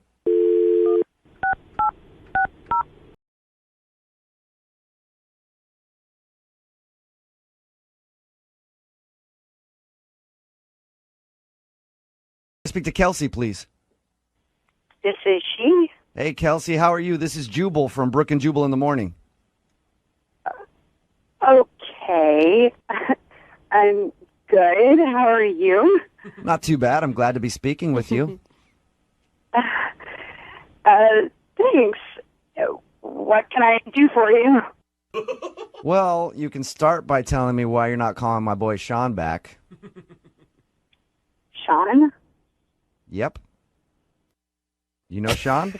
That just got a little awkward. I'm calling you because Sean, a guy that you hung out with a little while ago, emailed us for a second date update.